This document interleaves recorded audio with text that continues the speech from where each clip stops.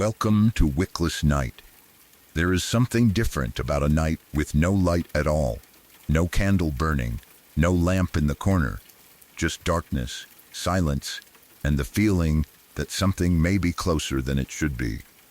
Tonight's stories come from people who lived through moments they still cannot explain.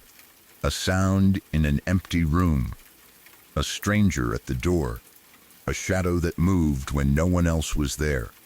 Before we step into the dark, leave a comment and tell me where you are listening from tonight.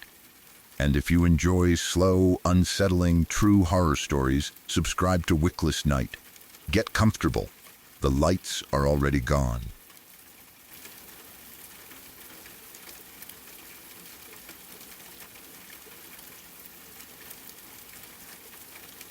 When I was around 13 years old, one of my close friends invited me to his birthday party. At first, the entire night was completely normal. Most of our usual group was there, and because several of us planned to sleep over, we expected to stay awake as late as possible. My friend lived in one of the rougher parts of town. The neighborhood had a bad reputation. Drug deals were common, and police sometimes raided houses in the area. Adults warned people to be careful there, especially after dark, but none of that bothered us much at the time. We visited my friend's house often. Other friends also lived nearby, so the streets felt familiar to us. We knew which roads connected to the main area, where the paths entered the woods, and which houses usually had people sitting outside. Because we were children, familiarity made us feel safe. We understood that bad things sometimes happened in the neighborhood, but we never believed they would happen to us. Drug arrests and police activity seemed like adult problems taking place behind closed doors. We were only going to a birthday party.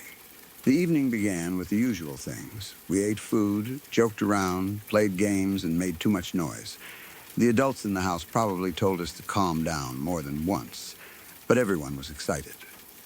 As it became later, some of us began looking for something else to do. Someone suggested playing manhunt. It sounded perfect at the time. For anyone unfamiliar with the game, manhunt is similar to a large version of hide and seek mixed with tag. One group hides, while another group searches for them. Depending on the rules, the hiding team can move around, sneak between hiding places, and try to make it back to a safe area without being caught. The neighborhood around my friend's house seemed ideal for it. There were side roads, patches of woods, yards, fences, and dark areas where someone could hide.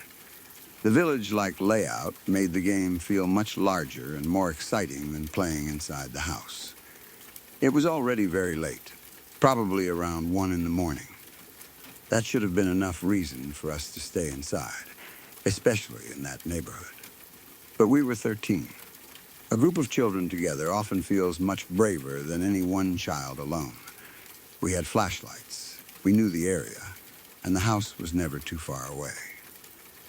We did not think we were in real danger. Most of the people at the party joined the game. We divided into groups, worked out who would search first, and chose a place where everyone would meet again. I ended up on the first hiding team with the friend whose birthday it was, and another close friend. The three of us were allowed to leave before the searching group began counting. We took our flashlights and started walking down the road outside the house. Each of us had a light, but mine was much larger than the others.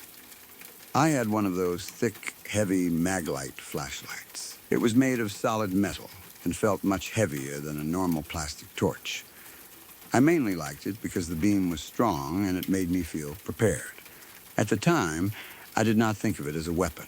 It was only a flashlight. The road was dark and mostly empty. The houses were quiet, and most of the windows had no lights behind them. We spoke quietly because we did not want the other players to hear where we were going. Our plan was probably to reach the woods or find a hiding place farther down the road before the searchers came after us. My two friends walked slightly ahead of me. Then I noticed one of my shoes had come untied. I stopped and bent down to fix it. I told my friends to wait, but they continued moving. They were probably only planning to go a short distance ahead, and none of us thought separating for a few seconds would matter. I placed the flashlight near me or held it awkwardly while tying the lace. The road remained quiet. I could hear my friend's footsteps moving farther away. Once my shoe was tied, I stood and began walking after them. They were ahead of me in the darkness, but I could still tell where they were because of the small sounds they made and the occasional movement of their flashlights. Then, one of their lights suddenly switched on. The beam appeared in the distance. It pointed toward something near the side of the road.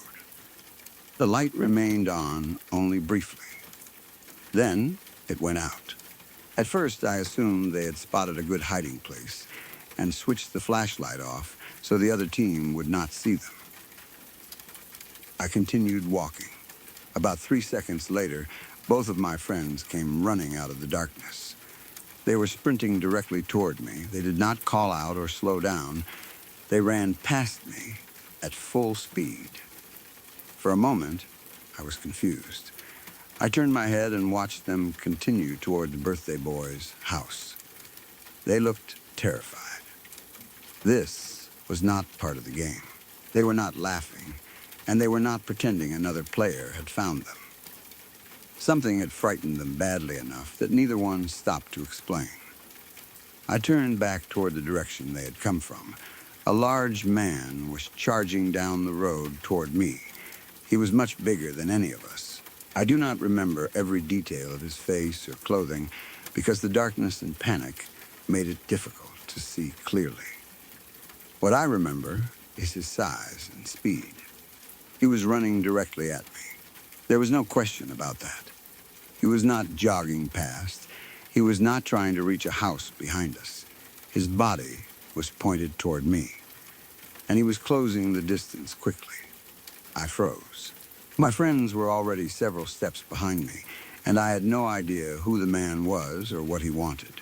For 1 second, I could not decide whether to run, shout, or step out of his way. Then I remembered the heavy flashlight in my hand. I did not plan carefully.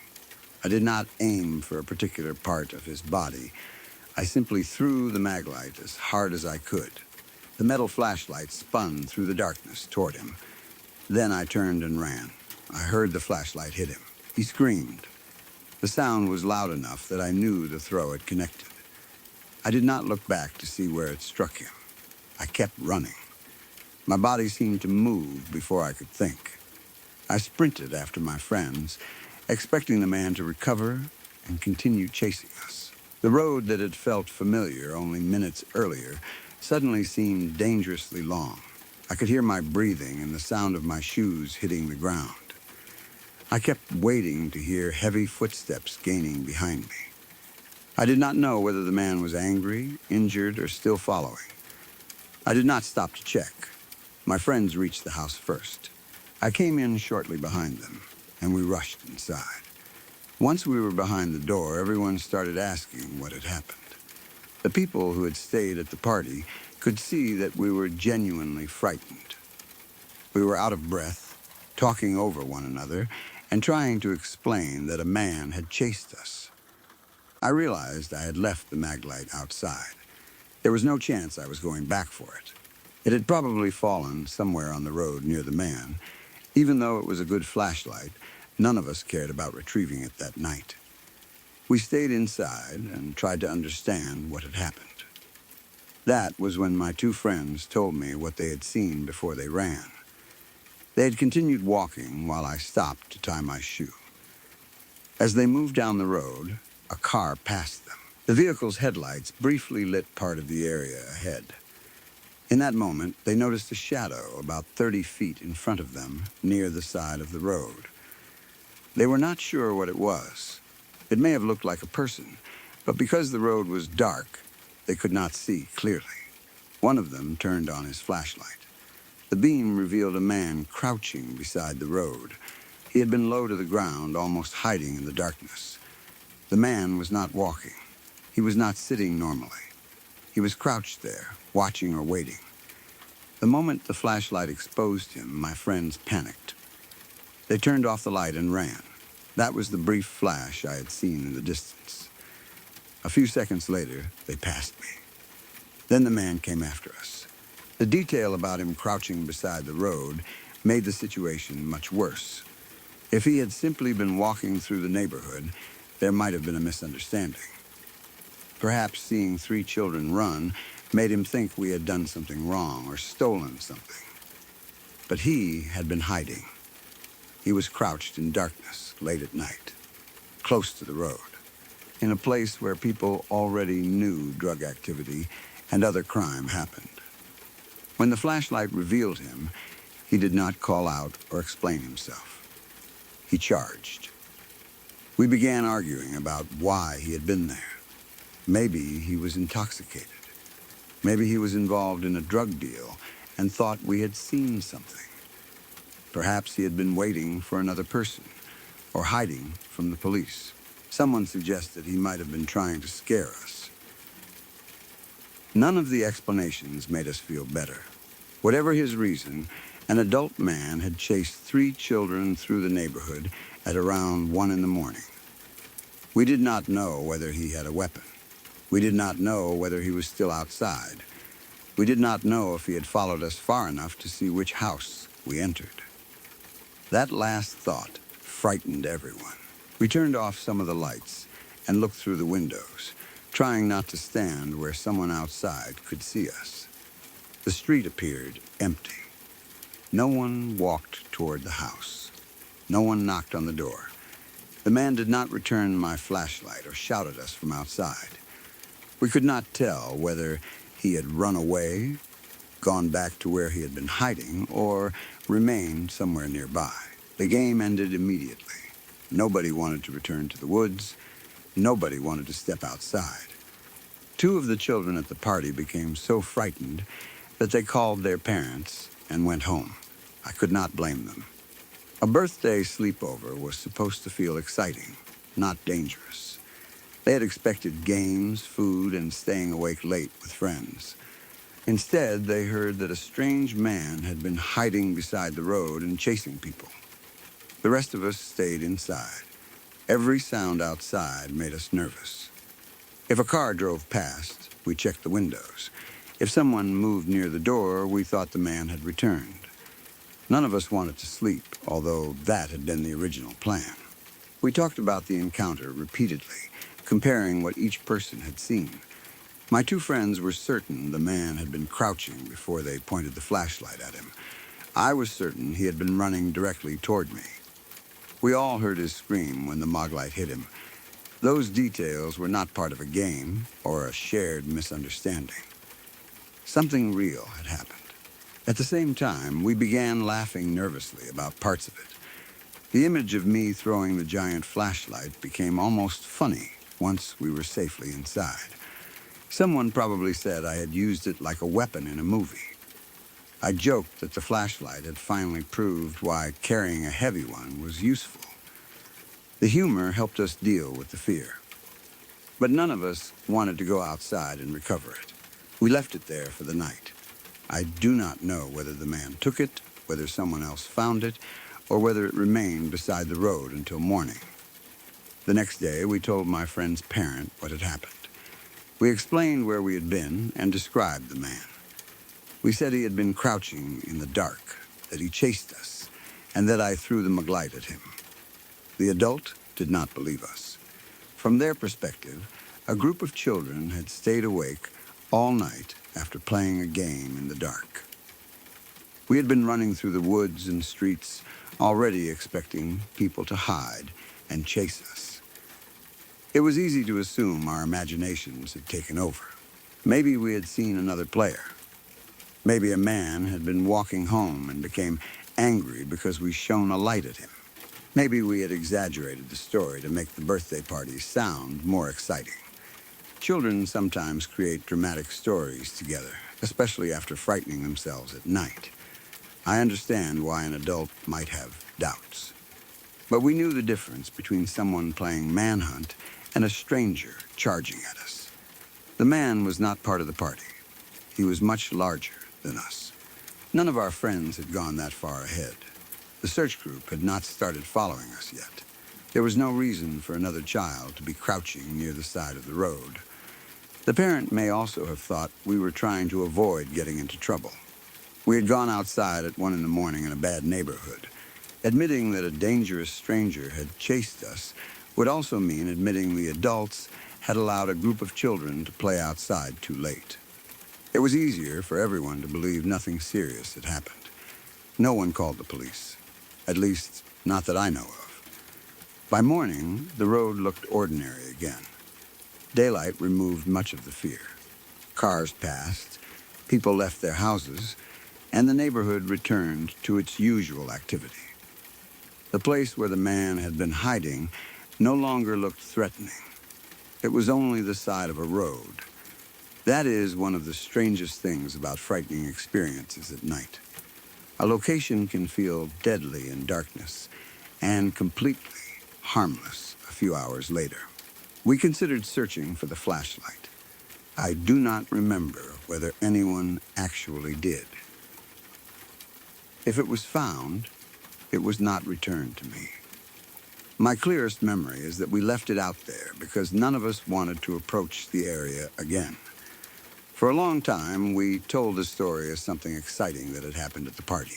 It became one of those memories friends bring up years later. Someone would mention the birthday. Another person would ask whether I remembered throwing the flashlight. We would laugh about how quickly everyone ran. But beneath the humor, the event was genuinely frightening. We never learned who the man was. We never learned why he had been crouching beside the road. Maybe he was mentally unwell. Maybe he was under the influence of drugs. Maybe he had been involved in something illegal and believed the flashlight belonged to police or another threat.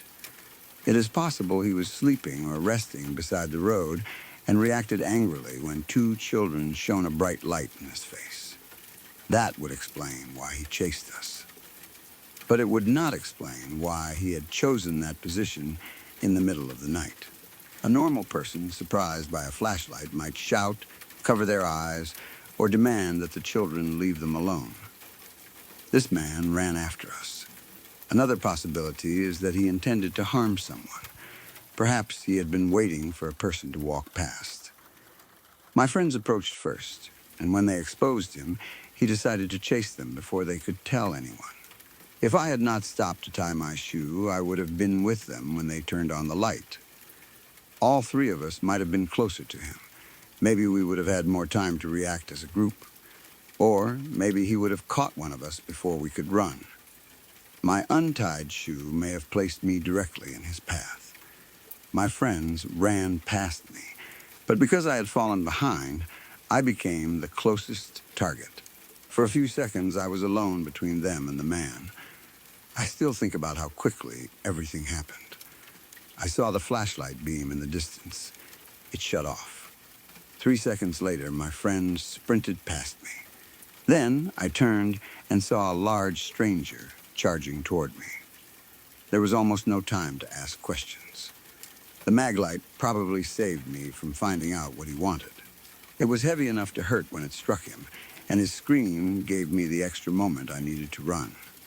Had I been carrying a small plastic flashlight, throwing it might have done nothing. Had I dropped the maglite while tying my shoe, I might not have had anything in my hand. I do not like thinking about what could have happened if the man reached me. Maybe he only wanted to grab the flashlight or frighten us. Maybe he would have shouted and stopped. But an adult chasing a 13-year-old in the dark does not deserve the benefit of the doubt. I also wonder whether the passing car affected what happened. My friend said a vehicle went by shortly before they noticed the shadow. Perhaps the man had just stepped out of the car. Maybe it had dropped him off. The people inside could have been connected to him. It is also possible the headlights simply revealed a shape that had been hidden there for a long time. We never got enough information to know. Because the neighborhood had frequent drug activity, we naturally connected the incident to that. The man might have been waiting for a deal. He could have believed we were watching him. Maybe the large flashlight looked like something carried by police or security. A strong maglite can create a bright beam, especially on a dark road. When my friend switched on his smaller flashlight, the man may have panicked and reacted violently. But again, we were clearly children. Even in darkness, he should have been able to see that. The frightening possibility is that our age did not matter to him. We were witnesses, targets, or simply people he could chase. Years later, I understand how irresponsible it was for us to play manhunt in that area at 1 in the morning. At 13, it seemed harmless. We believed knowing the neighborhood made us safe. In reality, familiarity only made us careless. We were running around dark roads and woods in a place known for drug deals and police raids. We separated from the group, turned off our lights, and deliberately hid where adults could not see us. We created the perfect situation for something bad to happen.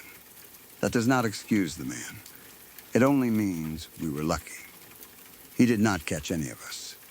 No one was injured. We made it back inside. The worst thing we lost was a flashlight. The story has a safer ending than it easily could have had. Even so, I still remember the fear on my friends' faces when they ran past me. I remember turning around and seeing the man coming. I remember the weight of the maglite leaving my hand. I remember his scream when it hit him. Then, I remember running without looking back. The man never appeared at the house. No one came looking for us. The police were never involved. By morning, the adults had decided we had imagined or exaggerated the whole thing. Maybe that is why the story became something we laughed about. There was no investigation and no serious consequence. We were left to turn it into a strange birthday memory. But none of us who were on that road believed it was imaginary. My friends saw him crouched in the darkness. I saw him chasing us. And somewhere on that road, near a heavy metal flashlight, a large man was left screaming while 3 terrified children ran back to the house. We never learned why he had been waiting there. We never found out what he would have done if he had caught us. That is probably for the best.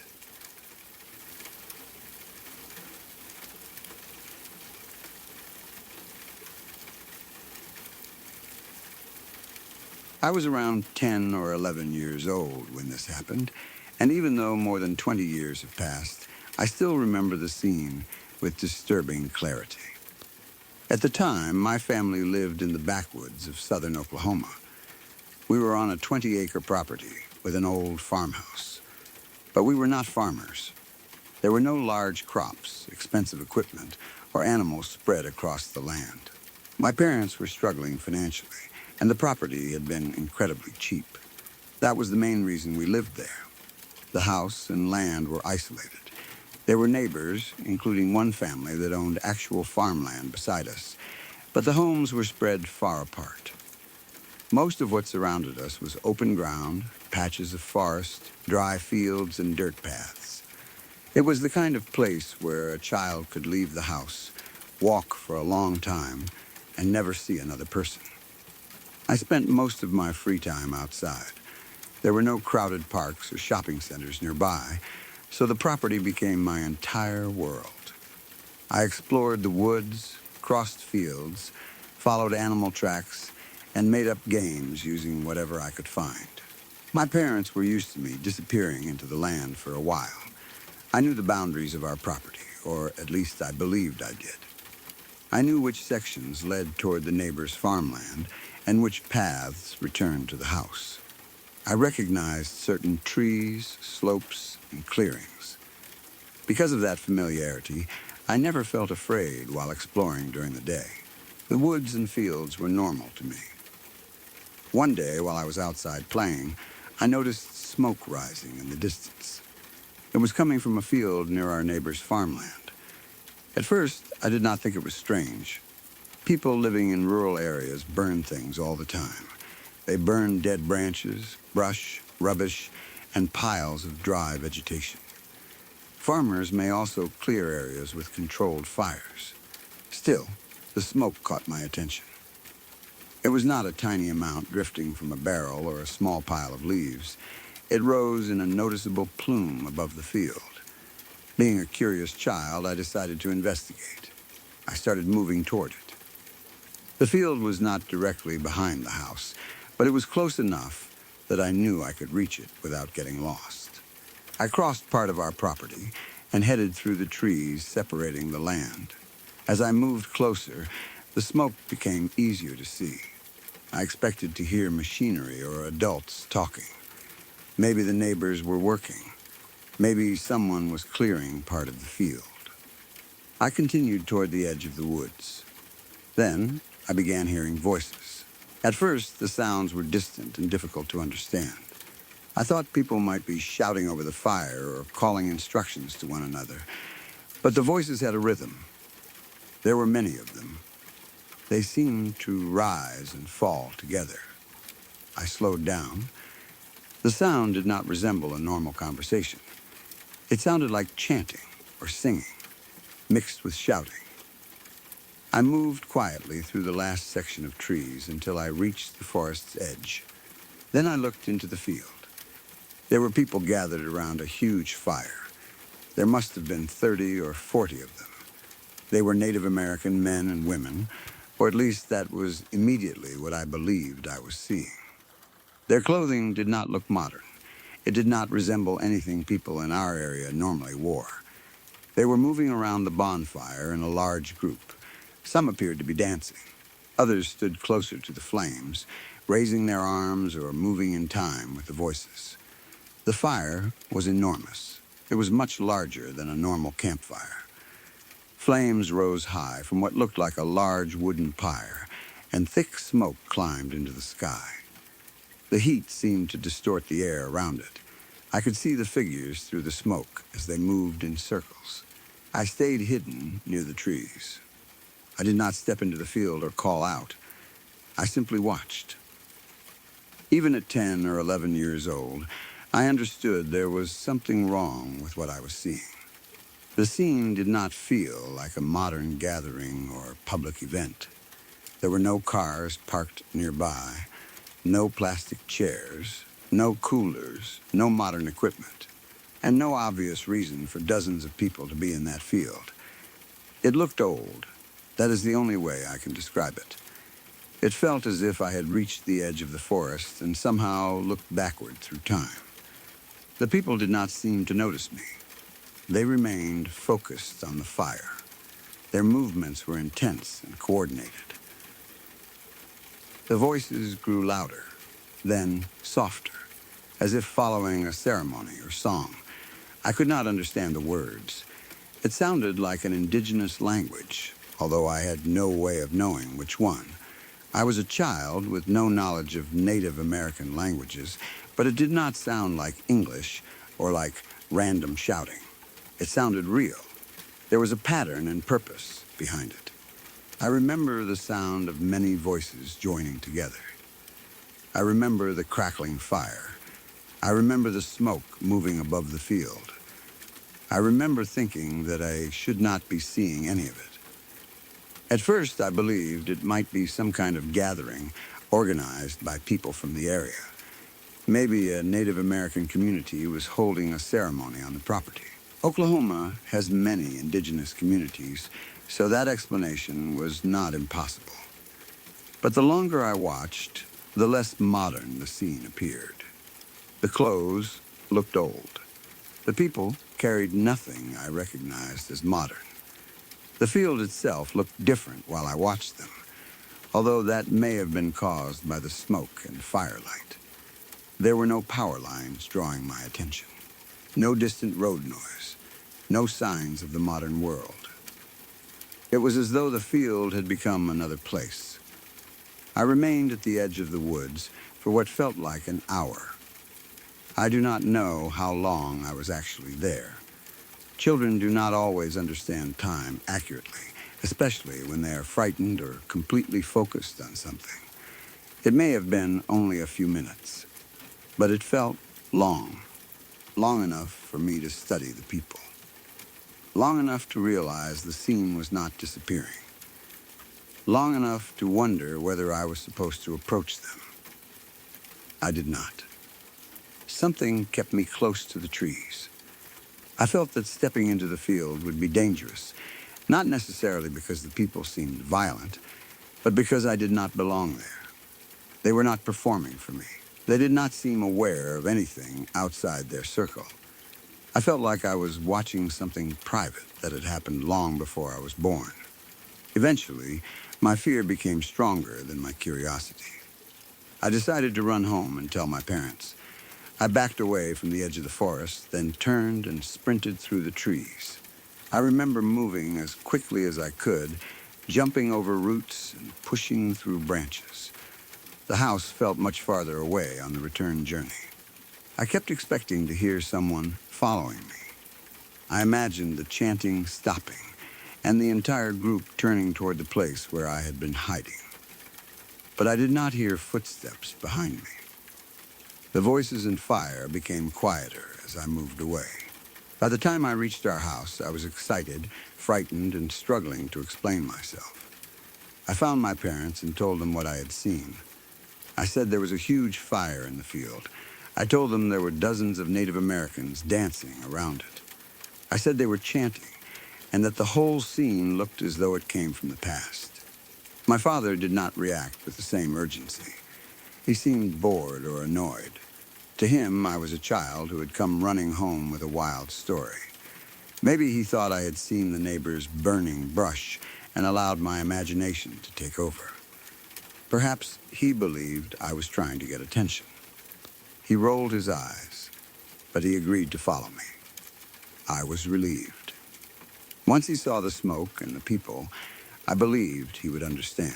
The location was only about a 10-minute run from our back door. Walking with my father took a little longer, but it was not far. I led him across the property toward the woods. As we moved, I kept looking for the smoke above the trees. I could not see it. That worried me, but I told myself the wind might have changed direction. Maybe the fire had become smaller. I continued leading him. I expected to hear the voices again as we approached. There was nothing. The forest was quiet. I began moving faster. I wanted to reach the field before the gathering ended.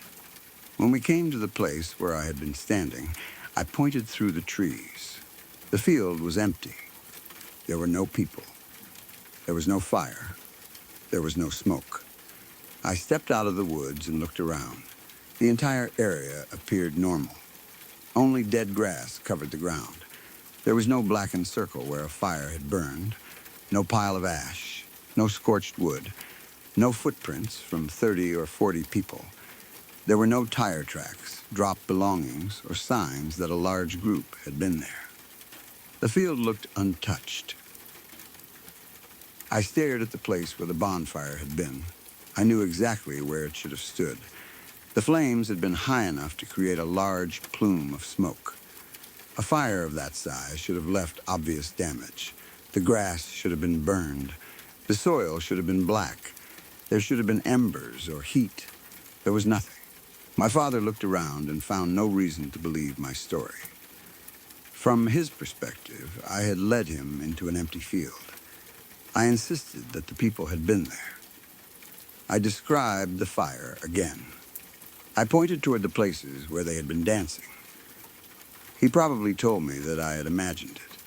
Maybe he thought I had fallen asleep somewhere outside and dreamed it. Maybe he believed I had seen smoke from another location and became confused. I cannot remember exactly what he said, but I know he did not see what I had seen. We returned home. I was frustrated and frightened. I knew the scene had been real. It had not been a quick shape in the corner of my eye. I had not seen one shadow and mistaken it for a person. I had watched dozens of people for what felt like a long time. I had heard their voices. I had seen their bodies moving around the flames. I had watched smoke rise into the sky. A child can misunderstand things, but this did not feel like a misunderstanding. As I grew older, I learned more about the history of the area. The part of Oklahoma where we lived was connected to the history of the Trail of Tears and the forced movement of Native American peoples.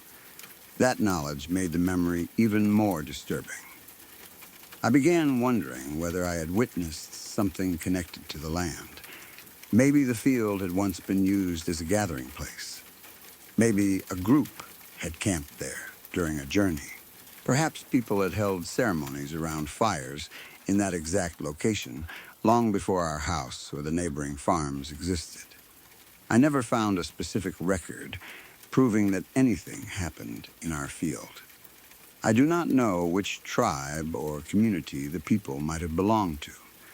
I cannot identify the clothing, the language, or the purpose of the gathering.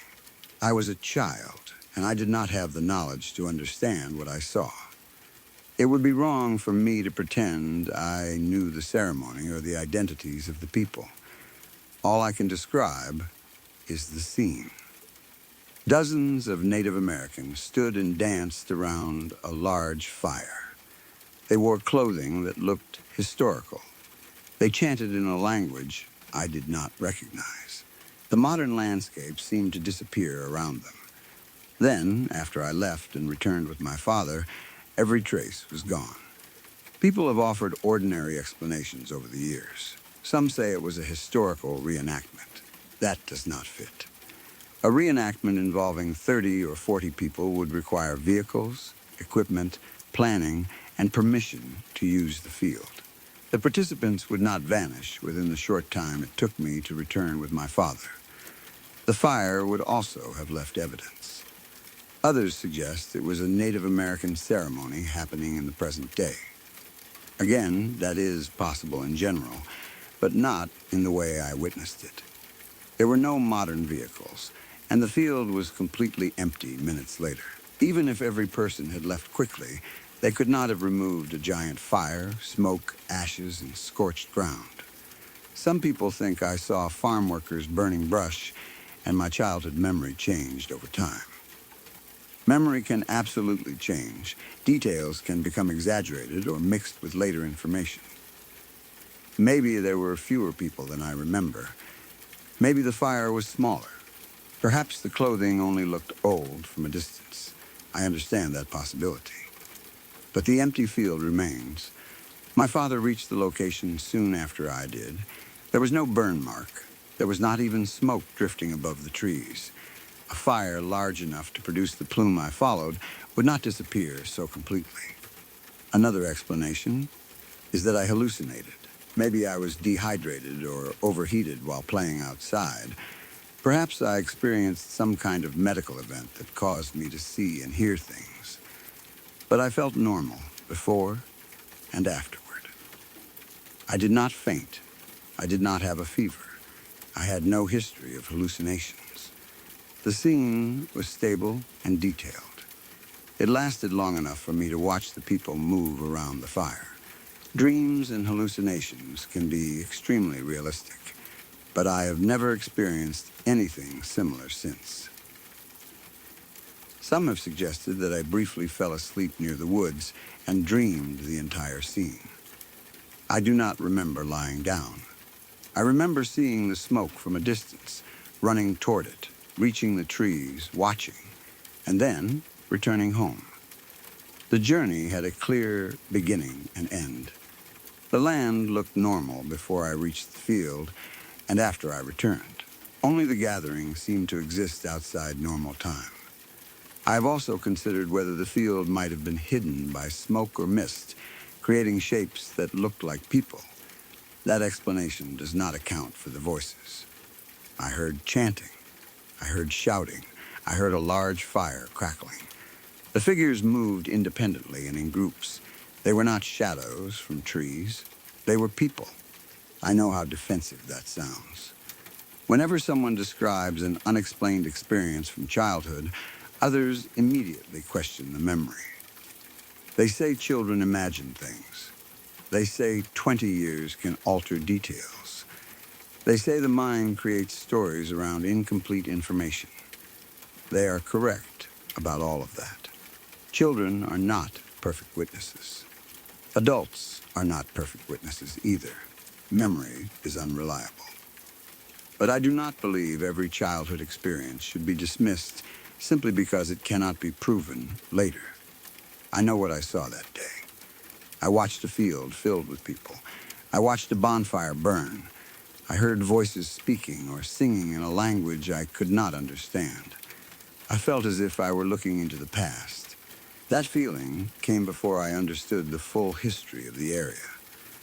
I was not standing there thinking about the Trail of Tears or trying to create a ghost story. I was a child exploring land behind my home. I saw smoke and followed it. What I found did not belong to the world I knew. The experience was not the only strange thing that happened around that house. There were other incidents that felt almost supernatural, although this was the one that remained clearest. The property always seemed to carry a certain heaviness. The woods could become unnaturally quiet. There were places where I felt watched, even when I could not see anyone. Sometimes sounds came from areas where nobody should have been walking. At the time, each event seemed separate. As I grew older, I began wondering whether the land itself held something.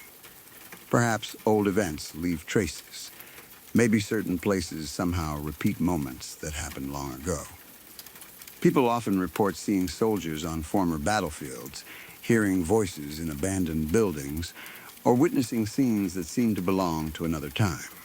Some call these experiences residual hauntings. The idea is that a traumatic or emotional event may leave an impression on a location, almost like a recording that occasionally plays again. I do not know whether that is possible. There is no reliable way for me to prove that I saw a memory held by the land. But that description matches how the scene felt. The people did not interact with me. They did not look toward the trees. They did not react to a modern child watching them. They continued their movements as if I were not there. It was not like seeing ghosts who knew I had entered their space. It felt like watching an event that had already happened. Maybe that was why no one followed me when I ran. Maybe they could not see me because, from their perspective, I did not exist. Or maybe I was the one who briefly stepped outside my own time. That idea frightens me more than a normal ghost story. A ghost is one figure. What I saw was an entire moment. Dozens of people. A fire. Voices, smoke, a field transformed into something from another century. Then nothing. I often think about what would have happened if I had walked into the field. Would the people have noticed me? Would the scene have vanished? Would I have been able to touch anything? Could I have walked among them and heard the language more clearly? Or would I have disappeared with them? I am grateful that I stayed near the trees. Curiosity took me close enough. Fear brought me home. My father never saw the gathering. That means I have no witness. There are no photographs. This happened before children carried phones with cameras. Even if I had owned one, I doubt I would have thought to take a picture. I was too shocked. My only thought was to find an adult. By the time I returned, the field had become ordinary again. Over the years, people have smiled, laughed, or tried to correct my memory when I told the story. Some say I must have seen a group of modern Native Americans. Some say it was smoke and shadows. Some say I dreamed it. I understand why they doubt me. The event sounds impossible. But their disbelief has never changed the memory. I can still see the fire. I can still picture the figures moving around it. I can still hear the voices rising over the flames. I remember sitting at the edge of the woods, too stunned to move. Most clearly, I remember the empty field when I returned with my father. That contrast has never left me. One moment, the land was filled with people and fire. A short time later, there was only dead grass. No smoke, no ash, no footprints. Nothing. It was as though the field had opened for me, shown me something from its past. and then closed again before anyone else could see. I do not know what happened there. I cannot tell you whether it was supernatural, psychological, or some kind of childhood misunderstanding. I only know that I did not invent it. I did not see one person and exaggerate it into 40. I did not mistake a small fire for a giant pyre. I stood at the edge of those woods and watched a gathering that felt completely separated from the present. 20 years later, I remember it like it happened yesterday. The smoke drew me across the property. The voices led me to the field. Dozens of Native Americans moved around a huge fire, chanting in a language I could not understand. Then I ran home, brought my father back, and found nothing but dry grass. People can call it imagination. They can blame my age or the weakness of memory.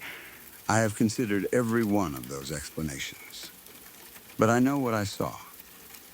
For a short time, in a field in southern Oklahoma, the present disappeared. And I believe I looked directly into the past.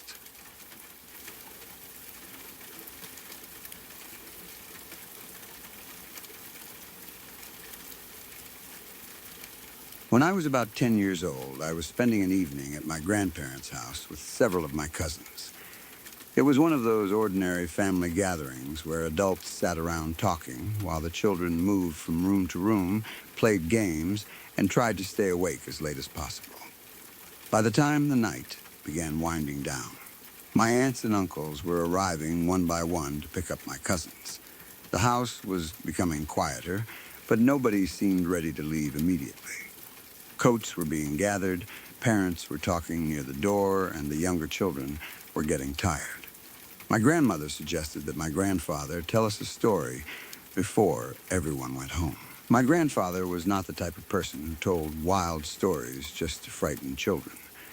He enjoyed the outdoors and had spent much of his life hunting. He knew the forests of the northern United States well and had seen most of the large animals that lived there. He had hunted deer, bears, coyotes, and other wildlife. He understood how animals moved, what they looked like from a distance, and how darkness could change their appearance. That was why the story he told us stayed with me. He said the incident happened when he was around 25 years old. At the time, he owned a motorcycle and often rode it along the quiet roads of Wisconsin. One of those roads was called Bray Road. The name did not mean anything to me when I first heard it. I was only a child, and I knew nothing about local legends. To me, it sounded like any other rural road. But in Wisconsin folklore, Bray Road had developed a strange reputation. People claimed that something lived or traveled near it. Some described the creature as a large wolf. Others said it looked like a dog but could stand upright like a person. Over time, the stories gave it a name, the Beast of Bray Road. My grandfather said he had not been thinking about any of that when his experience happened. He was simply riding his motorcycle. It was around 9 o'clock at night, and the road was dark. Rural roads can feel completely different after sunset. During the day, you can see fields, farms, trees, fences, and houses in the distance. At night, nearly everything beyond the reach of your headlights disappears. There were no bright streetlights covering the road. The beam from the motorcycle showed only the pavement directly ahead and small sections of the trees on either side. My grandfather continued along the road at a normal speed. The motorcycle engine was loud beneath him, and the cold night air moved against his face and clothing. He was comfortable riding after dark and was not frightened of the woods. He had spent too much time outdoors to be afraid of every shadow. Then, something stepped into the road ahead of him. At first, he saw only a large, dark animal walking on 4 legs. It came from one side of the road and entered the light from his motorcycle. My grandfather immediately assumed it was a black bear. That would have made sense. Bears lived in the wider region, and one could have wandered near the road while searching for food. The animal's body appeared heavy enough to belong to a bear.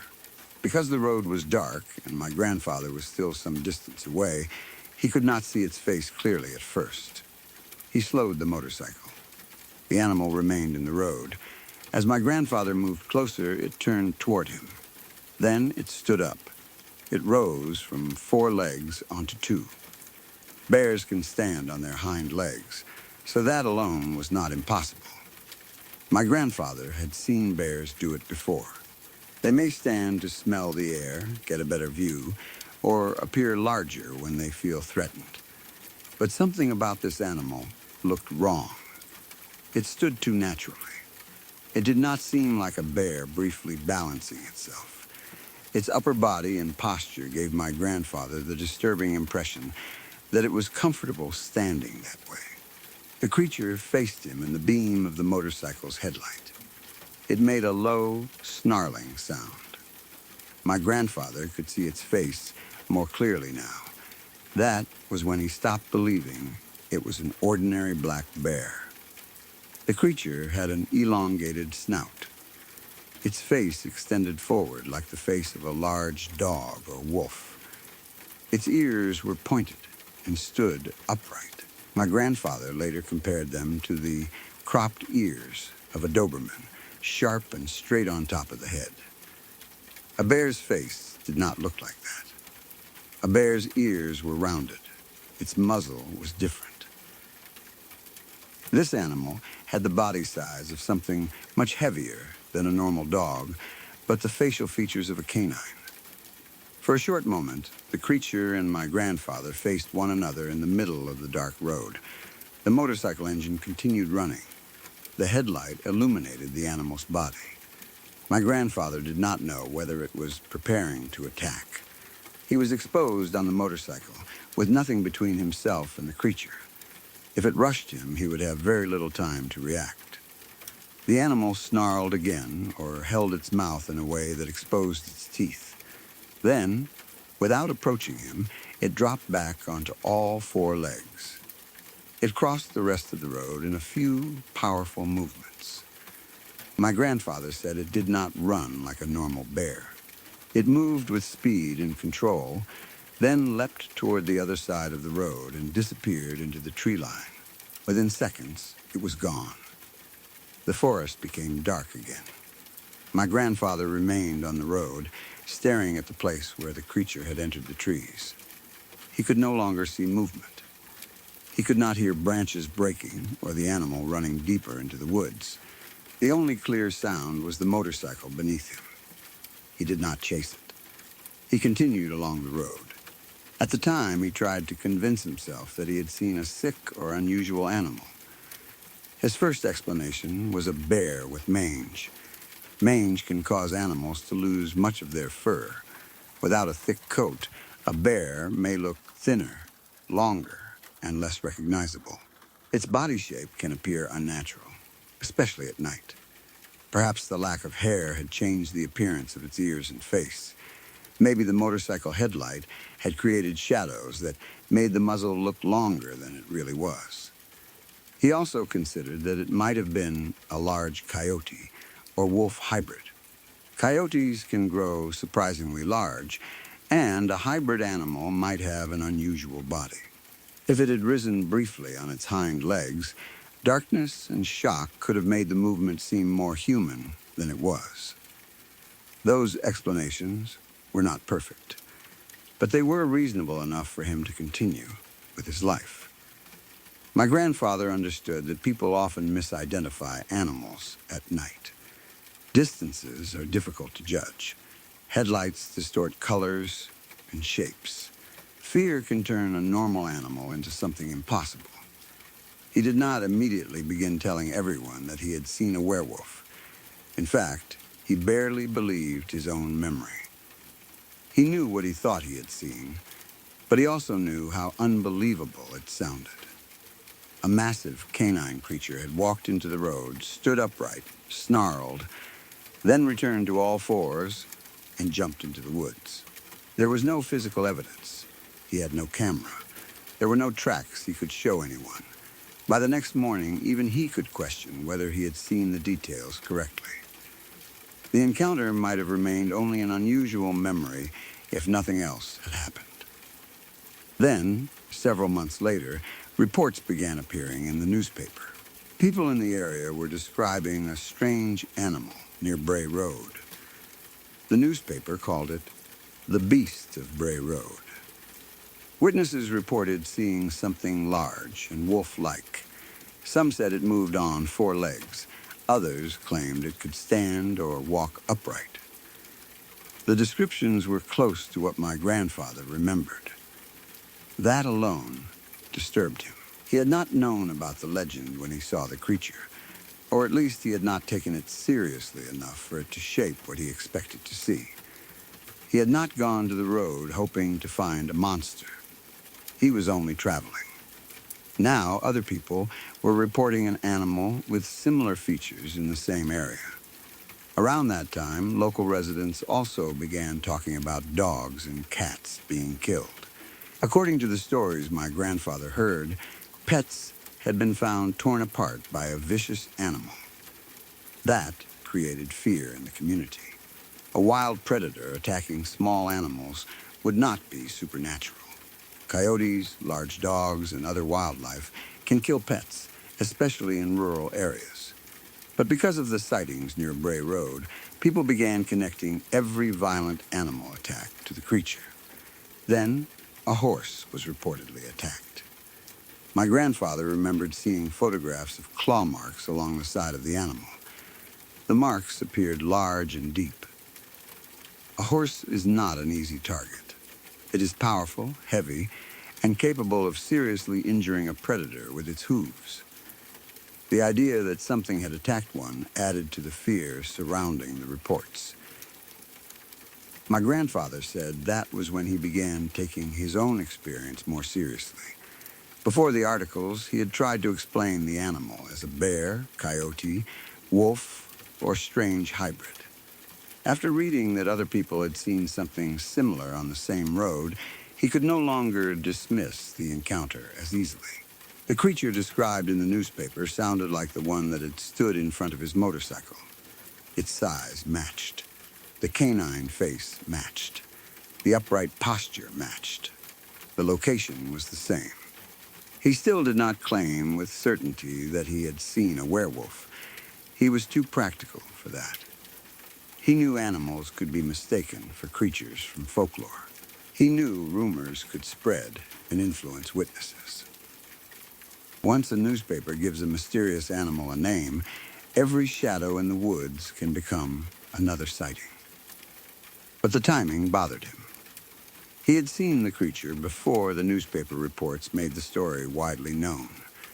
He had already remembered the long muzzle and pointed ears. He had already watched it stand on 2 legs. The later stories did not create his memory. They matched it. As children, my cousins and I listened closely. The room had become quiet. Even the adults who were preparing to leave seemed interested. My grandfather told the story in a calm way. He did not shout or add dramatic sound effects. He did not pretend the creature had chased him for miles or tried to pull him from the motorcycle. He described only what happened. An animal walked into the road. It stood upright. It snarled. It had the face of a large canine and pointed ears. Then it returned to all 4s and disappeared into the trees. The simplicity made it more believable. My grandfather had no reason to frighten us with a false story. He was an experienced hunter who could identify the animals common to the region. If he said the creature did not look like a bear, that mattered. He knew bears. He knew how they stood. He knew the shape of their heads and ears. He knew how they moved. He had also seen coyotes and other canine animals. Whatever entered the road seemed to combine features that should not have existed together in one animal. Afterward, I became curious about Bray Road. I wanted to know whether the creature was real. Like most children hearing a story like that, part of me hoped it was true. The idea of a hidden beast moving through Wisconsin forests was exciting when I was safely inside my grandparents' house. Another part of me imagined being alone on the road at night. That was not exciting. I pictured the beam of a motorcycle headlight reaching into the darkness. I imagined a large animal stepping into view. I saw it rise onto two legs and turn its long face toward me. The thought made every dark road feel less empty. Years later, I understood why my grandfather had struggled with the experience.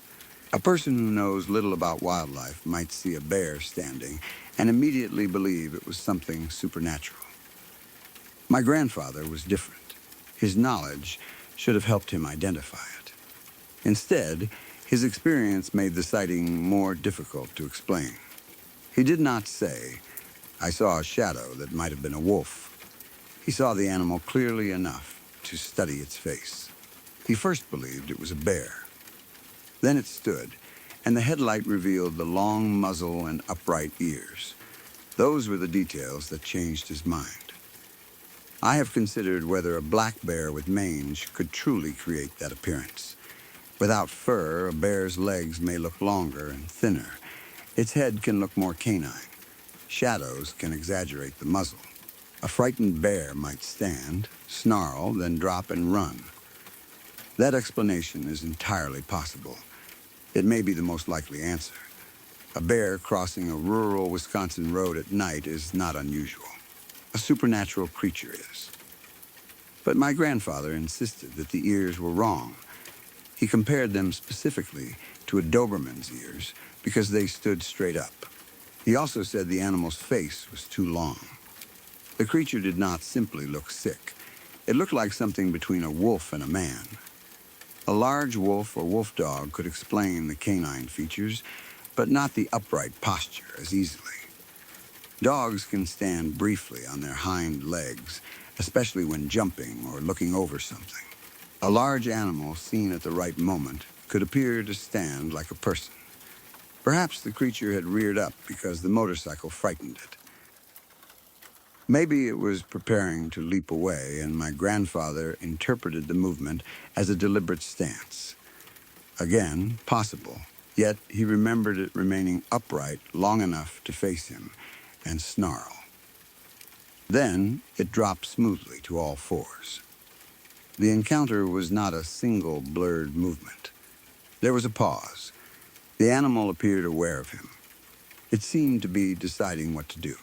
I have also wondered whether the later newspaper reports influenced the way my grandfather retold the story. Memory changes.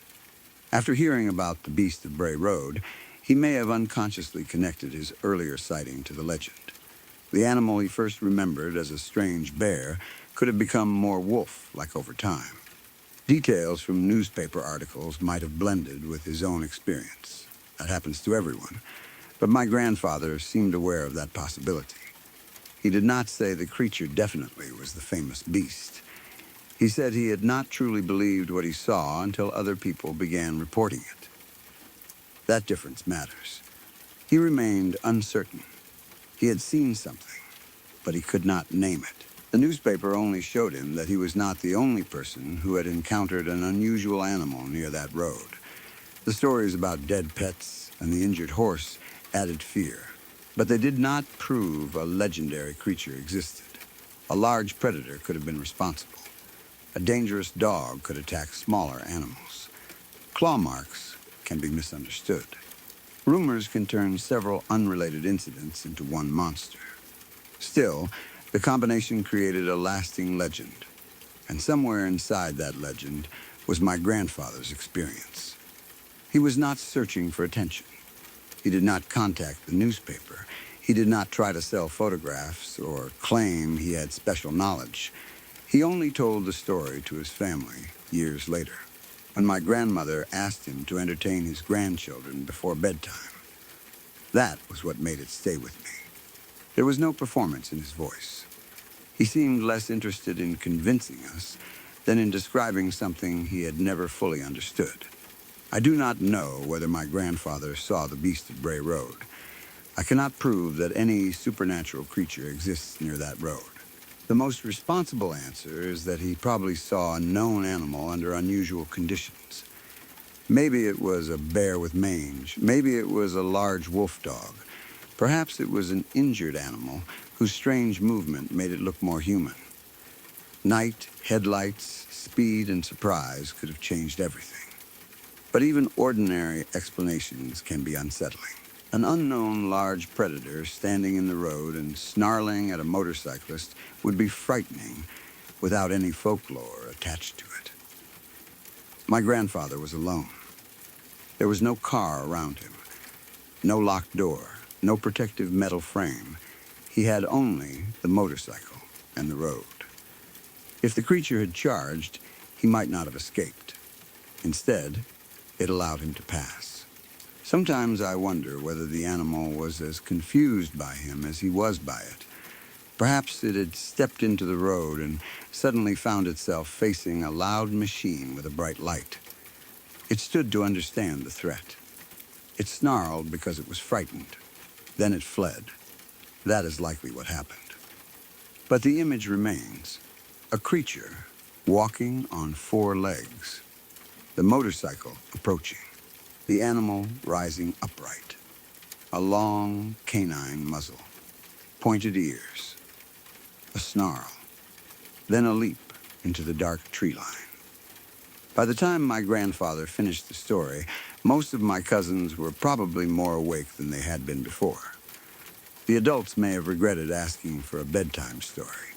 I know I thought about it long after leaving my grandparents' house. Whenever I imagined Wisconsin roads at night, I pictured something waiting beyond the headlights. Not standing in full view, not chasing every passing car, only appearing occasionally when one person happened to be traveling alone. The newspaper reports made the story famous, but my grandfather's encounter felt personal. He had not seen a drawing or read an article, and then decided he remembered something similar. He said he saw it first. Months later, the name appeared. The Beast of Bray Road. Maybe the legend gave an ordinary animal a supernatural identity. Maybe fear and local rumors did the rest. Or maybe several witnesses, including an experienced hunter riding alone at night, saw something that had no ordinary name. My grandfather never gave me a final answer. He thought it might have been a bear with mange. He thought it might have been a strange coyote or wolf hybrid. He understood those explanations were more likely than a werewolf. But he also knew what bears looked like. He knew what coyotes looked like. And when that creature stood in the middle of Bray Road, turned its long face toward him, and snarled in the motorcycle's headlight, he knew it did not look like either one.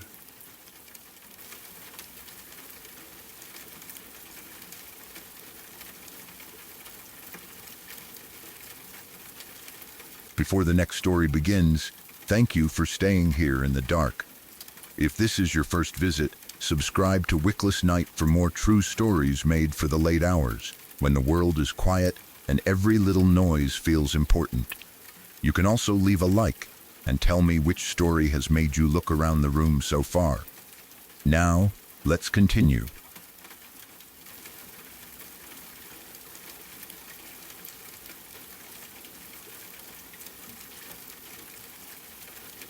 When I was a child, my family moved into a house that had already developed a bad reputation before we ever unpacked our belongings.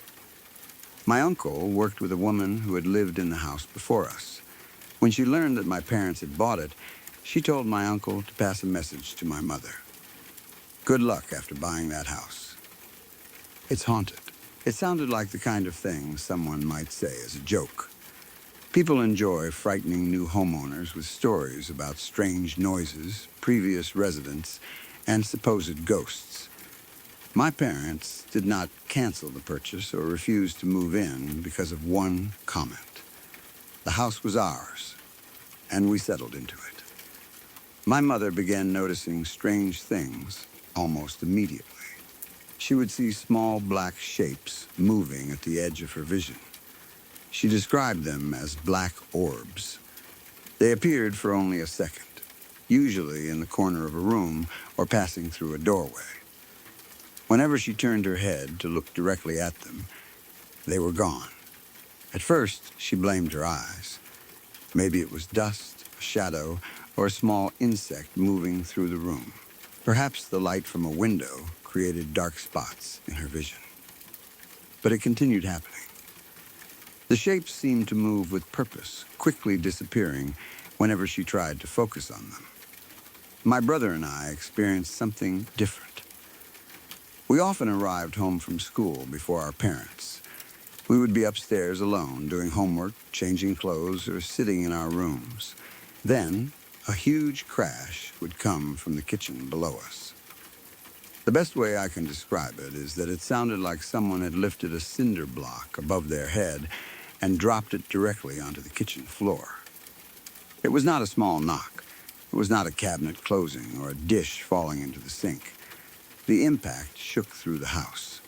Every time it happened, my brother and I thought something heavy had fallen or someone had broken in. We would look at each other and then run downstairs. The kitchen would be empty. Nothing was on the floor. No chair had fallen. No cupboard was open. No glass was broken. Everything looked exactly as it had before the sound. We would search the nearby rooms and check the doors, but we never found anyone. The same noise happened more than once. No matter how loud it was, there was never any damage. The staircase in that house also felt wrong. Walking up it made you want to run. I do not know how else to explain it. There was a strong feeling that something was directly behind you, following each step. You could begin climbing calmly, but halfway up, fear would suddenly rise through your body. The back of your neck would tighten, and you would become certain that something was gaining on you. Most of us ran the final few steps. Even when we knew nobody was downstairs, it felt unsafe to turn around. The staircase did not need to make a sound. The feeling alone was enough. At first, all of these things were small enough to dismiss. My mother saw shadows. My brother and I heard unexplained crashes. The stairs made us uncomfortable. None of that proved anything.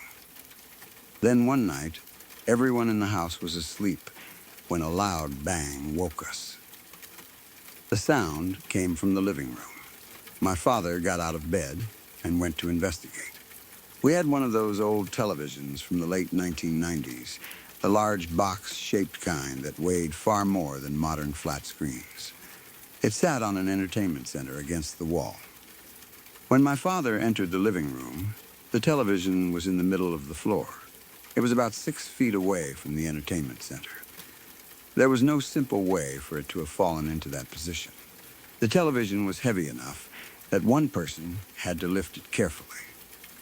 If it had slipped from the stand, it should have landed directly in front of it. It might have tipped over or broken, but it could not have traveled several feet across the room. There were no wheels beneath it. The entertainment center had not collapsed. Nothing else had fallen. The television looked as though someone had picked it up, carried it away from the wall, and placed or thrown it into the center of the living room. My father stood there trying to understand it. I remember the look on his face. He was frightened, even if he did not want to admit it. He kept running his hands through his hair and looking back and forth between the television and the empty stand. My father was the person who was supposed to have explanations. If something broke, he fixed it. If we heard a noise, he checked the doors and told us what caused it. That night, he had nothing to say. There was no explanation that made sense. We eventually moved the television back, but the house never returned to feeling normal. The activity continued. Sometimes I would be lying in bed when a cold breeze moved over me. The windows could be closed, and the rest of the room would feel warm, but a cold patch of air would cross my body slowly. Then the blankets would tighten. They would press against the shape of my body as though someone had pulled them down from both sides. The fabric would become firm across my chest, stomach, and legs. After that, I would feel the mattress sink beside me. It felt exactly like someone sitting on the edge of the bed. There was a clear change in the weight and angle of the mattress. My body would shift slightly toward the depression. I would lie completely still. I was too frightened to turn my head. I imagined someone sitting beside me in the darkness, watching and waiting for me to react. Sometimes the pressure remained for several seconds. Other times I pulled the blankets away and jumped from the bed. There was never anyone there. One night I woke and looked toward my bedroom window. Condensation covered part of the glass. In the moisture, I saw what looked like the face of a demon. I know how that sounds. Condensation forms random patterns. Water can create shapes that resemble eyes, mouths, and faces. The human brain is designed to recognize faces even where none exist. But as a child already terrified of the house, I did not see a random pattern. I saw something staring into the room. The face looked twisted and unnatural. I stayed away from the window after that. The window frightened me for another reason as well. Nearly every night, I heard something moving across the roof outside my bedroom. It sounded like a person or a large animal climbing above me. There would be scraping, followed by slow, heavy steps. The movement traveled from one part of the roof to another, sometimes stopping directly outside or above my window. I would lie awake and listen. The sound was too heavy to be a bird. It did not move quickly like a squirrel. It sounded deliberate, as if something was testing the roof and walking around the house. I often woke my father and begged him to check. He would go outside with a flashlight and look at the roof, the yard, and the area near my window. He never found anything. There were no broken branches resting against the house. No ladder, no person, no large animal. The roof was always empty. As soon as he returned to bed, I expected the sound to begin again. Sometimes it did. My friends noticed things too. I wanted them to stay overnight because I felt safer when someone else was in the room. Having a friend nearby meant I was not the only witness if something happened. But after staying once or twice, some of them refused to return. They heard footsteps outside the bedroom. They heard my doorknob moving back and forth as if someone on the other side was quietly trying to enter. The knob would turn, stop, and then move again. When we opened the door, the hallway was empty. My friends did not grow up in the house, so they had not spent years becoming used to the sounds. Their fear was immediate. They did not care whether my parents said it was the house settling or one of us imagining things. They did not want to sleep there. One of the strangest incidents happened to my mother at the kitchen door. The kitchen door did not lead directly outside. It opened into an enclosed porch with sliding glass doors separating the porch from the yard. One night, my mother heard someone knock. She went to the kitchen door and opened it. Beyond the enclosed porch, outside the sliding glass doors, a young woman was pacing back and forth. My mother thought a car was waiting nearby because bright light, like headlights, seemed to be shining toward the girl. The girl wore cut-off denim shorts and a white t-shirt. Her dark hair was tied back in a ponytail. She continued pacing without looking directly at my mother. My mother opened the outer door and asked whether she needed help. The girl did not answer. She kept moving. For some reason, my mother thought my brother might have ordered pizza or invited someone over. The situation made little sense, but she went inside to ask him. While she was doing that, my father entered the house. My mother asked him about the girl outside. My father looked confused. He had just pulled into the property. He said there was no girl. There was no car waiting outside either. My mother went back to check. The porch and yard were empty. The girl had disappeared. There was no sign of anyone walking away, and no vehicle was leaving the area. When my mother described her, the details sounded disturbingly familiar. A girl who had lived next door had died in her bedroom several years earlier. The family said she died from an asthma attack. Other people in the neighborhood claimed she had taken her own life. We never knew which version was true. The young woman my mother saw looked almost exactly like her. That knowledge terrified me because my bedroom window directly faced the window of the room where the girl had died. I had already been hearing things on the roof outside my bedroom. I had already seen the face in the condensation.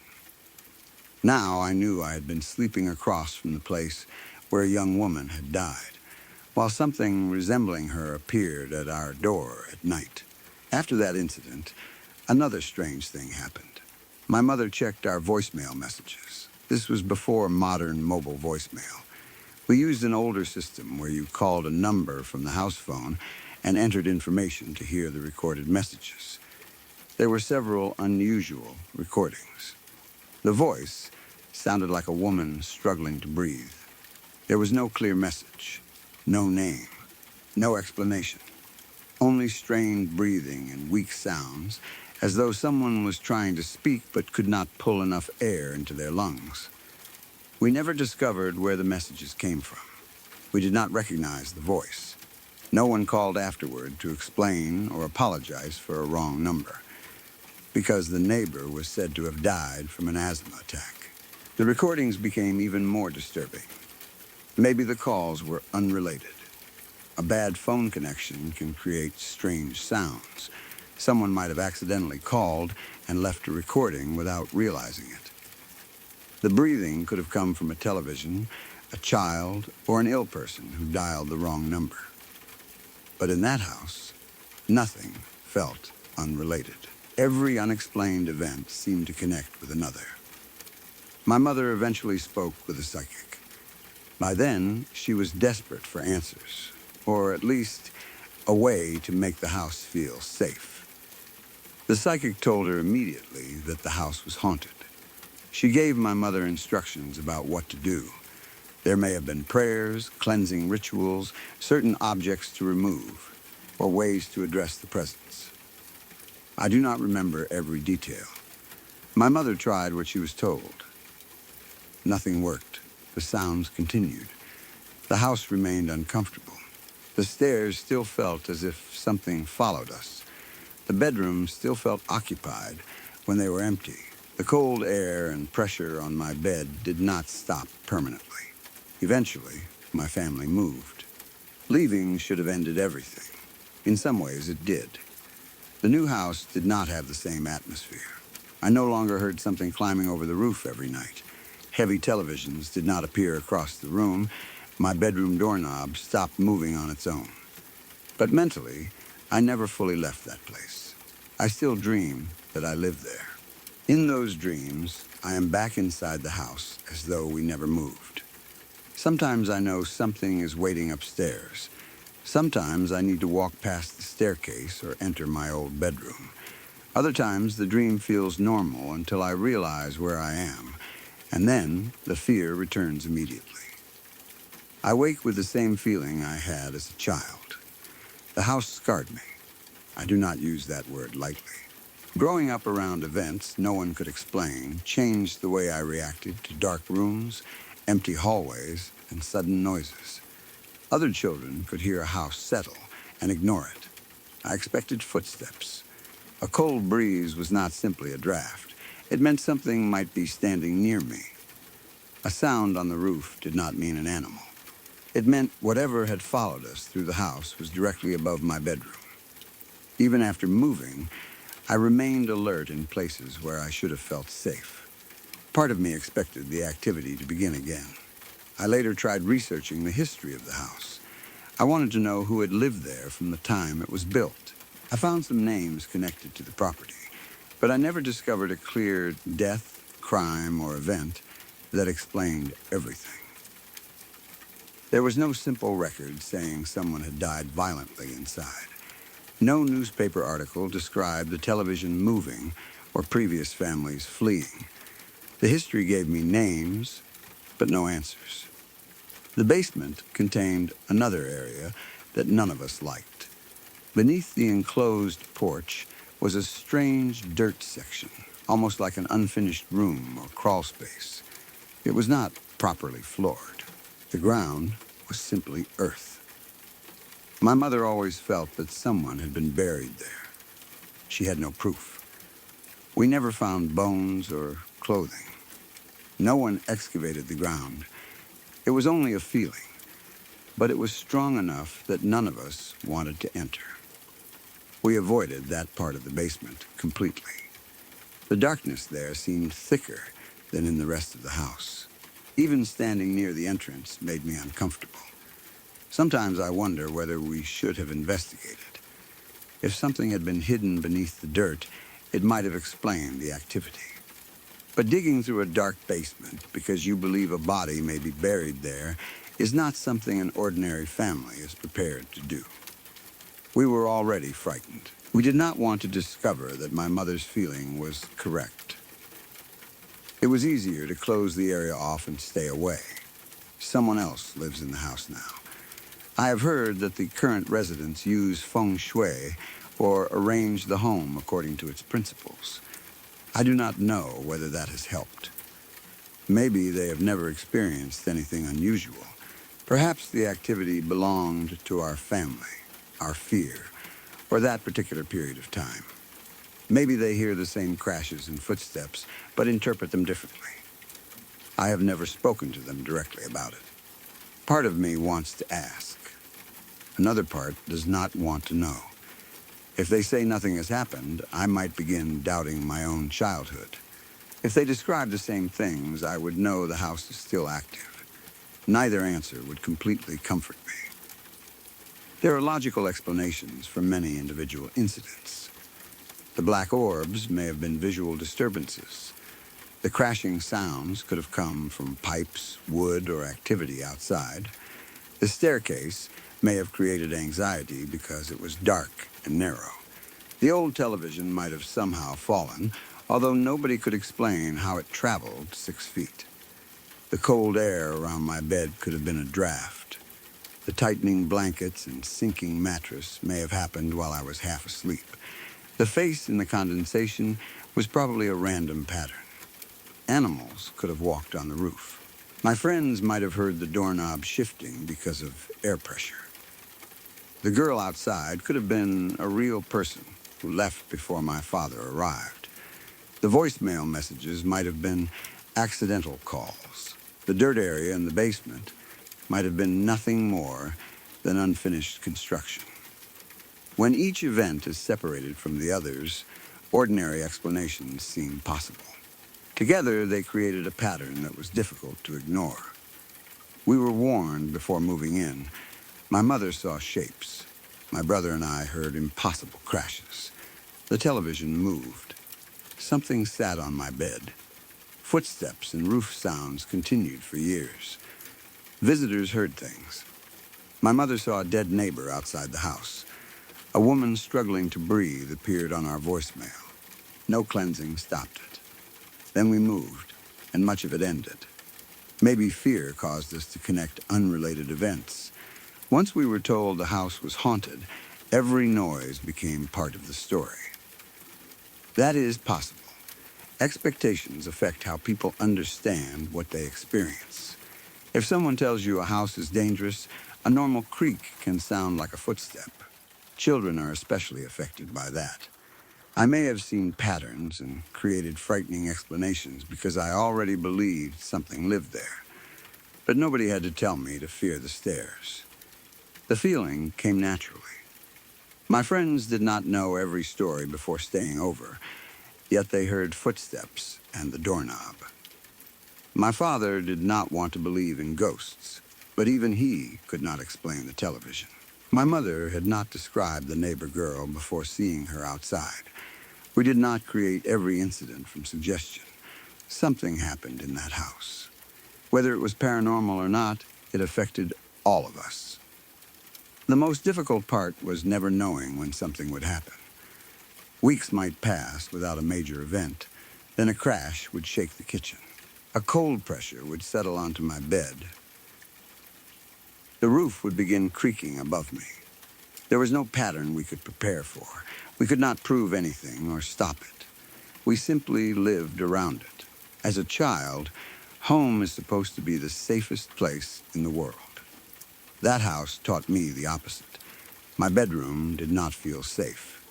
The hallway did not feel safe. The basement did not feel safe. Even when my parents were home, something could knock, move, or appear without warning. I learned to listen constantly. I learned to watch doorways. I learned to run upstairs because walking felt too slow. Those habits remained long after we moved. People who did not live there sometimes think the stories are entertaining. They imagine the haunted house as something exciting. To me, it was not exciting. It was exhausting. It meant lying awake while something moved on the roof. It meant watching my father search outside and find nothing. It meant feeling the mattress sink beside me and being too afraid to turn around. It meant waking from dreams years later and realizing that, for a few seconds, I believed I still lived there. The girl on the porch remains one of the most disturbing incidents because my mother did not know who she was seeing at first. She saw an ordinary young woman. She tried to help her. Only after the girl disappeared did the connection become clear. The clothing, hair, and appearance matched the girl who had died next door. Then the breathing messages appeared. Maybe it was a coincidence. Maybe every event was. But there were too many coincidences in that house. I still think about the dirt beneath the porch. My mother's belief that someone was buried there never left me. I wonder whether the house would feel different if the ground were ever searched. Maybe there is nothing. Maybe this space contains only soil, stones, and old construction waste. That is probably true, but none of us were willing to find out. We had already seen and heard enough. I cannot prove the house was haunted. I do not have photographs of the black orbs. There is no video of the television moving. We did not record the blankets tightening or the mattress sinking. The voicemail messages are gone. The psychic's words prove nothing. All that remains are the memories of the people who lived there. Some memories have probably changed over time. Fear can sharpen certain details and erase others. But the central feeling has never changed. That house did not feel empty. It felt as though we had moved into a place that was already occupied by something we could not see. The previous resident warned us. We did not believe her. Then the activity began. Years later, I still dream about living there. In the dreams, I usually know something is wrong before I see anything. The rooms feel too dark, the hallway seems too long, and the staircase waits in the center of the house. Sometimes I hear the cinder block crash from the kitchen. Sometimes I know the television is no longer on its stand. Sometimes I look toward the window and expect the demon face in the condensation. When I wake, I am relieved that the house belongs to someone else now. But part of me is still the child who lived there, still listening, still watching the doorknob, still waiting for the weight to settle onto the edge of the bed. We moved away physically.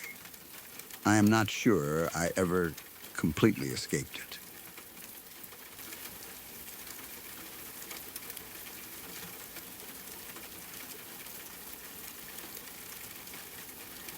One of the strangest things I remember from childhood happened when I was probably 9 or 10 years old, although I may have been a little younger. Even now, I do not know how to explain it. Maybe it was a child's imagination. Maybe I was half asleep during some of the encounters. Children can see shapes in darkness and turn them into things that feel completely real. I understand all of that, but the memory has never felt like an ordinary dream. For several months, every few nights, something would appear beside my bed.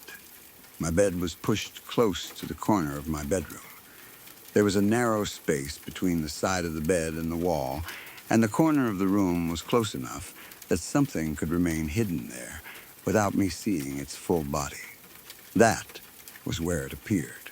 I would be lying in bed at night, usually trying to fall asleep, when a head would slowly rise into view beside me. The closest thing I can compare it to is an alien. It did not look like a normal person, an animal, or anything I recognized. Its head seemed too large or shaped incorrectly, and its face had an unnatural appearance. I cannot remember every detail clearly now. Time has blurred some parts of it. What I remember most is the way it watched me. It would lift its head just high enough to look over the side of the mattress. The rest of its body remained hidden between the bed and the corner. It never spoke. It did not climb onto the bed. It simply stared.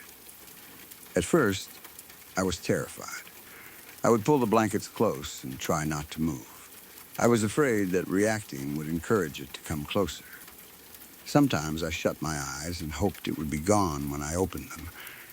Other times, I kept watching because I did not trust it enough to look away. Eventually, it would lower itself again and disappear. I never saw where it went. The space beside the bed was small. There should not have been room for a person or a large animal to hide there. The only other place it could have gone was underneath the bed. After it disappeared, I was too frightened to look. The same thing happened repeatedly. Not every night, but often enough that I began expecting it. I would go to bed wondering whether that would be one of the nights when the head appeared. Sometimes nothing happened, and I would eventually relax. Then, a few nights later, I would notice movement near the corner and see it rising again. Because I was young, I did not know how to explain it to anyone. I may have thought adults would not believe me. Maybe I was afraid they would say I had imagined it or that I was trying to avoid going to sleep. I also worried that talking about it would somehow make it worse. If I told my parents, perhaps they would look under the bed and find nothing. Then I would still have to sleep in the same room afterward. So I kept it mostly to myself. Over time, fear began turning into frustration. The thing appeared often enough that I became angry at it. It was invading my room and watching me while I was trying to sleep. I was tired of feeling helpless every time its head rose beside the mattress. One night, when it appeared again, I decided I was not going to hide. I waited until it was close enough. Then, I kicked it directly in the head. I expected my foot to pass through empty air. Part of me probably hoped that would happen. If I kicked and touched nothing, I could convince myself the creature was only a shadow or something my sleepy mind had created. Instead, my foot struck something. The feeling was unlike anything I had expected. It was soft and wet, almost as if my foot had pressed into a large water balloon. Another way I have described it is like stepping on an octopus. The surface seemed to move and squish around my foot. There was resistance, but it did not feel solid like a human skull or the body of an animal. For 1 second, I felt it wrap or give way around the pressure of the kick. Then the head dropped instantly. Whatever it was disappeared beneath the bed. I pulled my leg back and moved away from the edge of the mattress. My entire body was shaking. The physical feeling made the encounter worse. Until then, I could have told myself it was only something I was seeing. Now I believed I had touched it. I had felt its strange, soft body against my foot. I stayed awake for a long time, staring at the edge of the bed. I expected it to come back. I thought it might reach up and grab my ankle. Nothing else happened that night. Afterward, the creature appeared less often, or at least that is how I remember it. For a while, I believed kicking it might have frightened it away. Then, one morning, I saw it again. This time, I was not in a dark room. It was probably around 9 in the morning. My bedroom became very bright during that part of the day because sunlight came directly through the window. There were no strange shadows hiding the furniture and no darkness where my imagination could easily create a face. I needed to get one of my shoes from beneath the bed. Normally, I did not like looking under there because of what had been happening at night. But it was morning, and the room was filled with sunlight. I told myself there was nothing to be afraid of. I lowered myself to the floor and looked beneath the bed. It was there. The creature was in the far corner underneath the bed, staring directly at me. I could see it clearly enough to know it was not a pile of clothes or a shadow. It was pressed into the corner, watching me from the darkness beneath the frame. For a second, neither of us moved. I was frightened, but I still needed the shoe. Part of me may have believed that if I behaved normally, it would not do anything. I slowly reached under the bed. As soon as my arm moved closer, the creature lunged. It swiped at me and made a loud hissing sound. The movement was sudden and aggressive. I pulled my hand back and ran from the room. I shouted for my mother. I was terrified and told her I needed my shoe, but something was beneath the bed. She probably thought I had seen an insect, an animal, or imagined something in the darkness. She went into the room and retrieved the shoe for me. I do not remember her finding anything unusual. Whatever I had seen was gone by the time she looked. That was the last time I ever saw it. It did not raise its head beside my bed again. I did not hear the hissing sound. Nothing else lunged at me from under the mattress. The encounters simply stopped. As I became older, I tried to find normal explanations. The nighttime sightings may have been caused by sleep. Children sometimes experience hallucinations while falling asleep or waking. The brain can create people, animals, voices, and shapes that seem completely real. Maybe I was seeing the same imagined creature repeatedly because I had become afraid of the corner. Once the mind expects something to appear, shadows can begin taking the same form every night. The feeling when I kicked it might also have had an ordinary cause. Perhaps my foot struck a blanket, pillow, toy, or bag beside the bed. In a frightened and half-asleep state, I could have interpreted the soft material as a living creature. The object may have shifted under the bed when I kicked it, making it seem as though the head had ducked away. That explanation is possible. The morning sighting is harder for me to dismiss. I was awake. The room was bright. I looked under the bed because I wanted my shoe, not because I was expecting the creature. I saw it in the corner. It moved toward me. I heard it hiss. Then I ran and got my mother. Still, even daylight does not make a childhood memory perfect. There may have been a cat or another small animal beneath the bed. An animal frightened by my hand could have swiped and hissed. But I do not remember us having an animal that looked anything like what I saw. And the creatures seemed much larger and stranger than a normal cat. It is also possible that I saw clothing or toys, then heard a noise and panicked. The brain can combine separate things very quickly.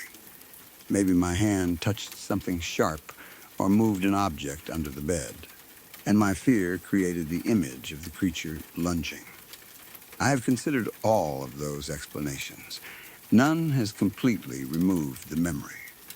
I still remember the way it appeared beside my bed over several months. I remember kicking it. I remember the soft, squishing feeling around my foot. I remember seeing it again in the morning. And I remember the hissing sound when it reached for me. For many years, nothing similar happened. Then, a year or two ago, I had another strange experience. This time, I was walking to the shops after dark. The shops were very close to my home, only about a 2-minute walk away. It was a route I knew well, and I did not normally feel nervous walking there. I was passing a house when I noticed movement from the corner of my eye. Something large and white stood up in the yard. When I say large, I mean impossibly tall. It seemed to be around 7 or 8 feet high. I did not see it slowly rise like a person standing from a chair. It appeared to lift itself suddenly from the darkness near the house. The shape was pale enough to stand out at night. My body reacted before I had time to understand what I was seeing. I jumped and crossed the road without thinking. I nearly ran. Once I reached the other side, I turned and looked back. There was nothing in the yard. No tall person, no white object, no animal. The area looked completely normal. I stared for a few seconds, trying to find what I had mistaken for the figure. Maybe there was a sheet hanging on a washing line. Maybe a bush, fence post, or garden decoration had looked human from the side. Headlights from a passing car might have briefly lit an object and made it appear to move, but I could not see anything tall enough to explain it. The shape had seemed to stand up. It was not simply waiting there when I looked. Again, I had only seen it through my peripheral vision. Peripheral vision is useful for noticing movement, but it is not good at showing clear detail. The brain often fills in missing information and can make ordinary objects seem threatening. That is probably what happened. I noticed something white moving in a dark yard, and my mind turned it into an enormous figure. By the time I looked directly, the illusion was gone. That explanation is reasonable. It still frightened me badly. The most recent incident involved my phone. I had left it on my bed while I went to take a shower. When I returned and picked it up, the camera application was open. Several photographs had been taken. They were all pictures of my ceiling. There was nothing unusual visible in the images. They did not show a face, shadow, or person standing in the room. They were simply random photographs of the ceiling.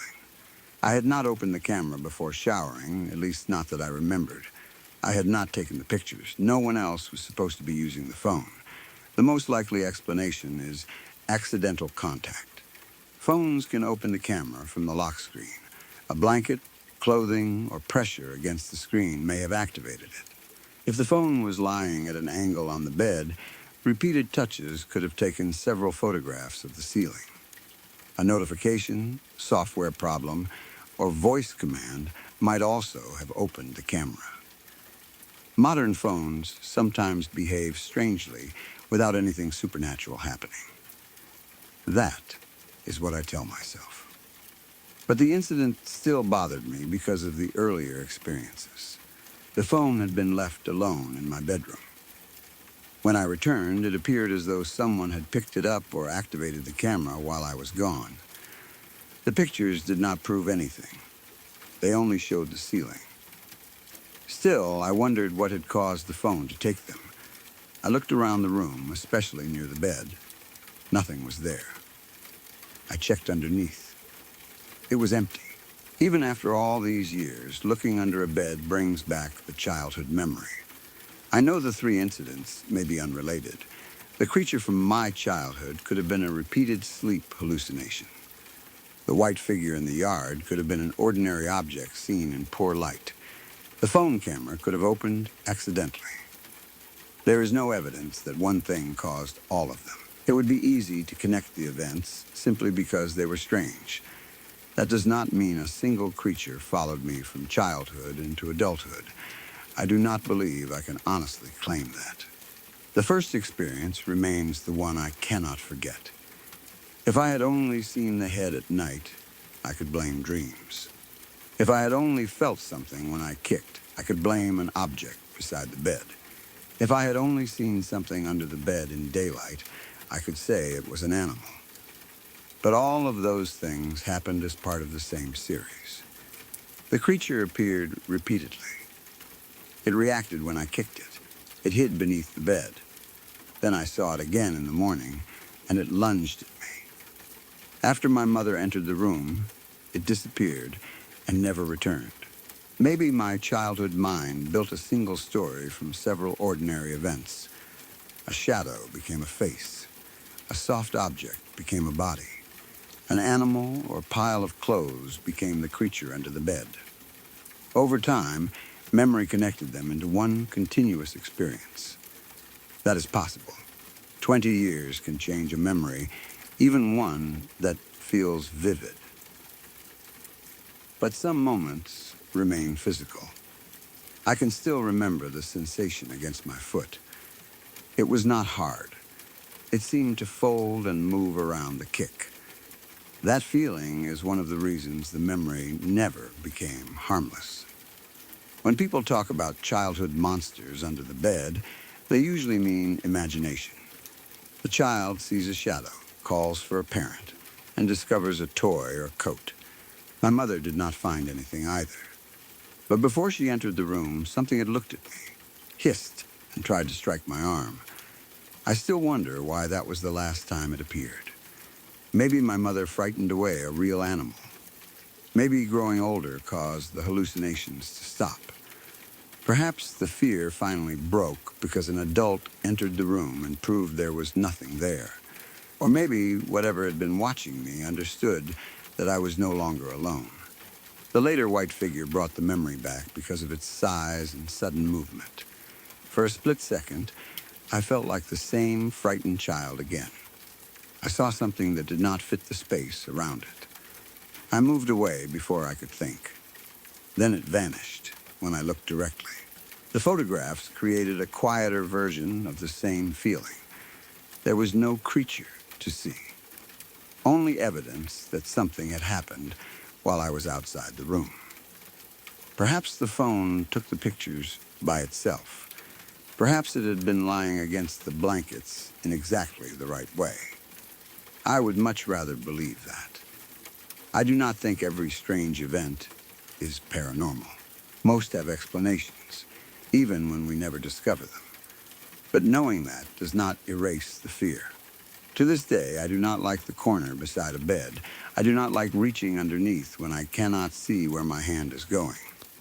If I wake during the night and notice a shape near the floor, I watch it longer than I should.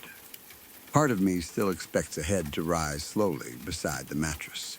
I remember being small, lying in that room, and knowing that something was watching me. I remember finally becoming brave enough to fight back. My foot struck something soft and alive. It disappeared under the bed. Then, one bright morning, I saw it waiting for me in the corner beneath the frame. I reached for my shoe. It lunged, hissed, and swiped at me. I ran for my mother.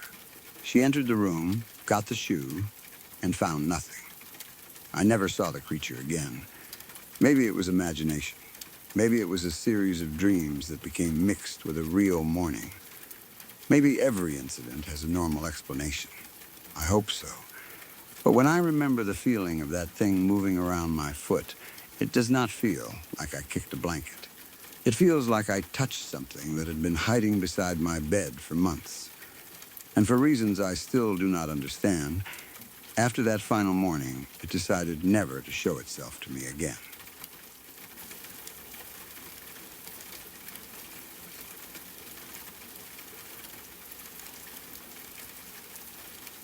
A close friend once told me a story about his family with so much conviction that I have never been able to dismiss it completely. I do not know whether parents and children can be connected in ways we do not understand. Maybe the explanation is coincidence, memory, or grief changing the details over time. But when my friend tells this story, there is no excitement in his voice. He does not tell it like a ghost story. He tells it like a tragedy his family has been carrying for decades. His grandfather lived in India and was the head of a very large family. From what I understand, he had more than 10 children and was the kind of man everyone depended on. He was the family patriarch in every sense of the word. If someone needed advice, they went to him. If a relative was having trouble, he tried to help. If there was a disagreement, he was the person expected to settle it. He was outgoing, dependable, and deeply involved in the lives of his children and extended family. At the same time, he was extremely stoic. He was not the type of man who complained about discomfort or made a dramatic event out of being unwell. He had apparently been strong and healthy throughout most of his life.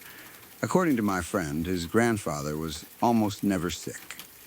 He worked, traveled, handled family responsibilities, and continued living as though illness was something that happened to other people.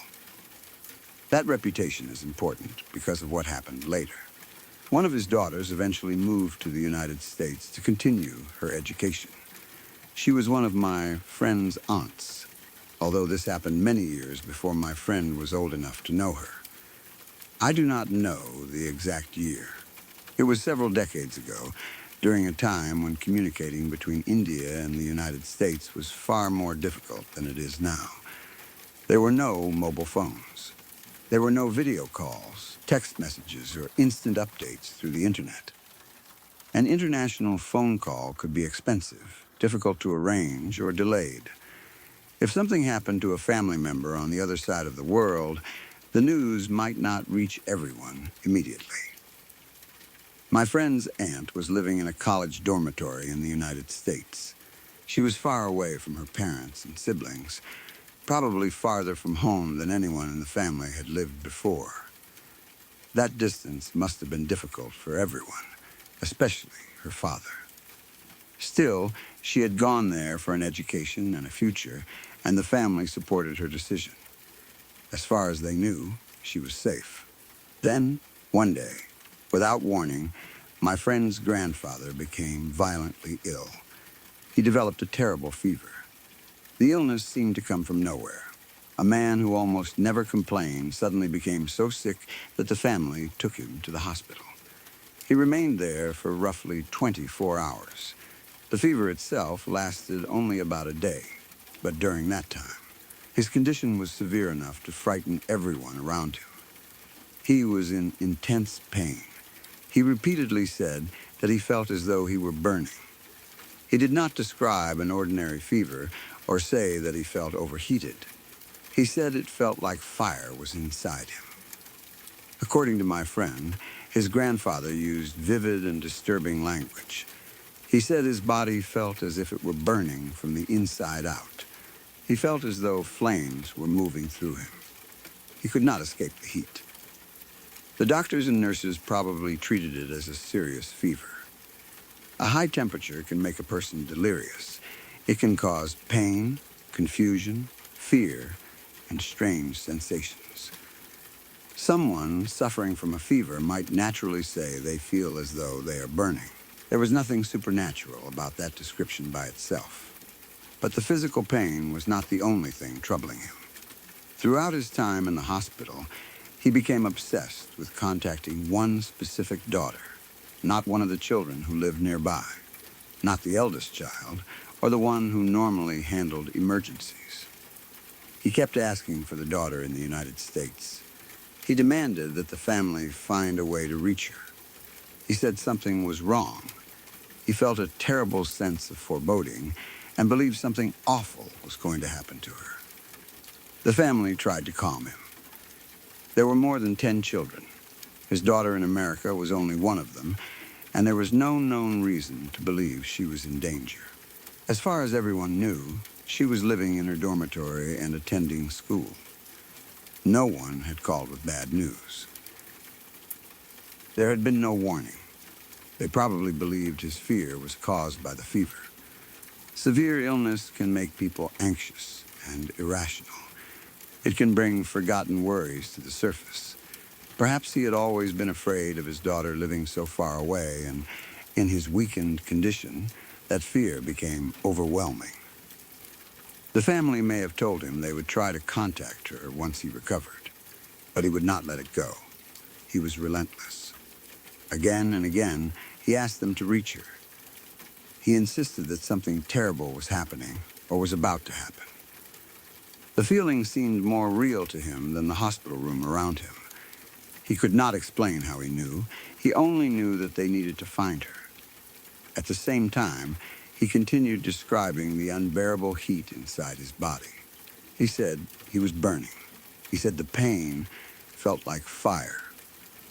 He suffered through the fever for almost exactly the same period in which his daughter was facing a disaster thousands of miles away.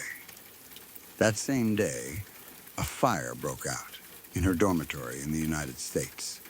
She did not survive. She died in the fire. According to the family, she was burned to death. The news had not reached her father when his fever began. He had not received a phone call telling him there was a fire. There was no television report in India warning him about an incident at her school. Communication was too slow, and the distance too great. Yet while his daughter was dying in flames, he was in a hospital telling his family that he felt as though he were burning alive from the inside. He was also desperately demanding that they contact her because he believed something terrible had happened. The timing was almost exact. The family eventually received confirmation of her death. I cannot imagine what that moment must have been like for them.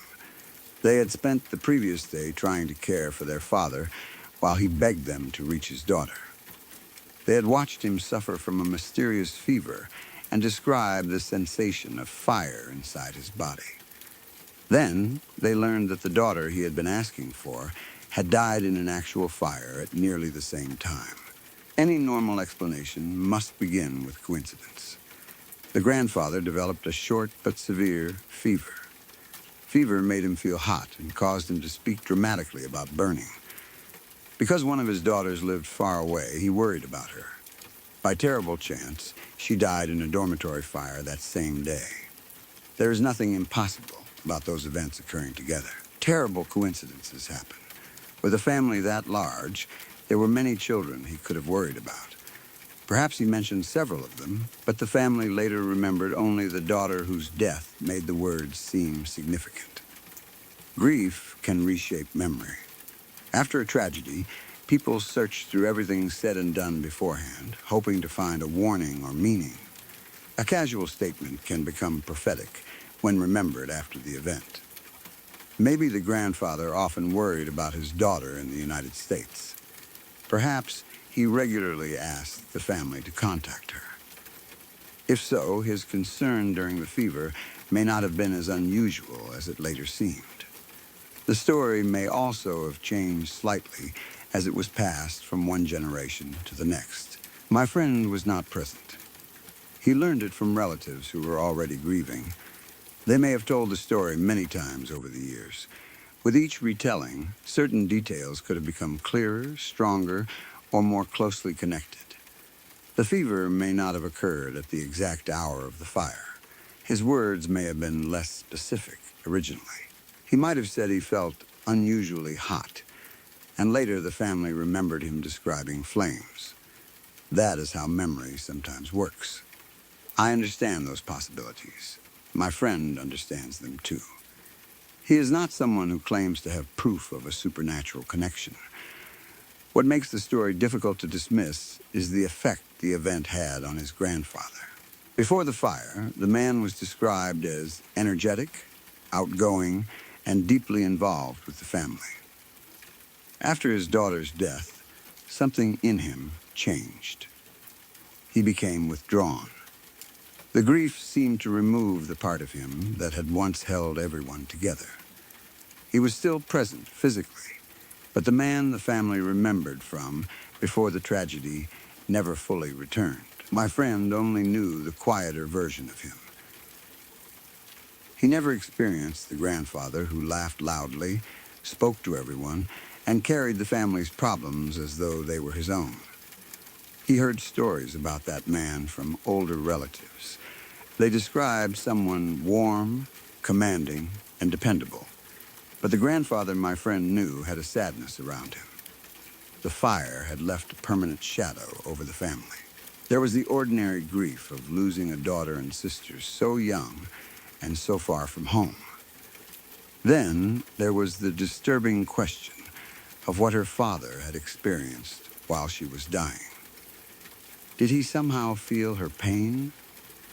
Was the fever his body's reaction to something happening to his child on the other side of the world? Did he sense her fear? Was his desperate need to contact her simply a father's anxiety? Or was there something deeper behind it? No one could answer those questions. I think the uncertainty may have made the grief harder for him. If he truly believed he had felt her suffering, then he had experienced part of her death without being able to save her. He knew something was wrong. He asked his family to reach her, but the distance, the technology of the time, and the lack of information made action almost impossible. By the time the news arrived, she was already gone. A parent could carry enormous guilt from that, even if there was nothing they could have done. He may have wondered whether his pain was a warning. He may have believed that if the family had listened faster, they might somehow have reached her. Realistically, a phone call probably could not have stopped a dormitory fire.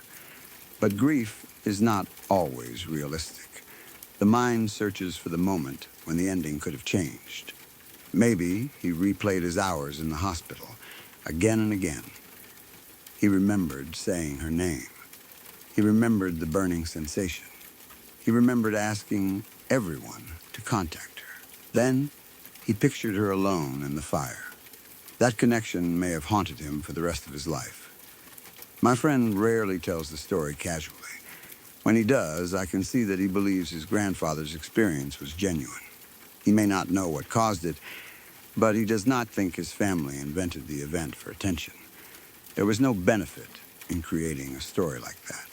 It did not make the loss easier. It only added another layer of pain. The family did not gain fame or money from it. They simply carried it privately.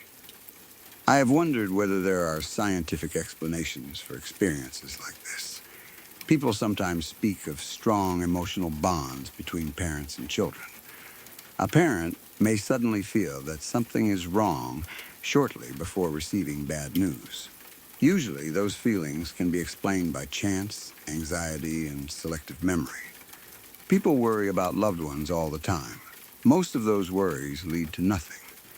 We remember the rare occasion when fear and tragedy happen together and forget the hundreds of times the fear was wrong. That statistical explanation is important. If millions of parents worry about their children every day, some will happen to feel intense fear at the exact moment something bad occurs. Those stories will be remembered because of the coincidence. The ordinary worries will disappear from memory. The fever may also have been unrelated. Illnesses can begin and end quickly. A virus, infection, or inflammatory response might cause a 24-hour fever with severe body pain. The sense of burning would be expected. It was only after the family learned how the daughter died that the fever took on another meaning. There is no medical evidence that one person can physically experience another person's injuries from thousands of miles away. At least, not in any way science has reliably demonstrated. Still, emotional connections are complicated. The human brain notices patterns we do not consciously understand. Perhaps the grandfather had recently received a letter from his daughter that sounded unusual. Maybe she had mentioned unsafe conditions in the dormitory or concerns about the building. He may not have consciously recognized the warning, but the information could have remained in his mind and emerged during the fever. Or perhaps there was no hidden clue at all. Maybe it was only a terrible coincidence. That answer is simple, but it does not feel satisfying when my friend tells the story. The details line up too closely. A man who was almost never ill suddenly developed a fever that lasted only one day. He described himself as burning from within. He repeatedly asked for one specific daughter among more than 10 children.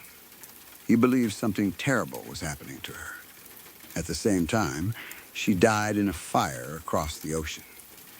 Even if coincidence explains everything, it is a cruel coincidence. My friend sometimes wonders whether the pain was shared because of the bond between them, not necessarily in a magical or religious way.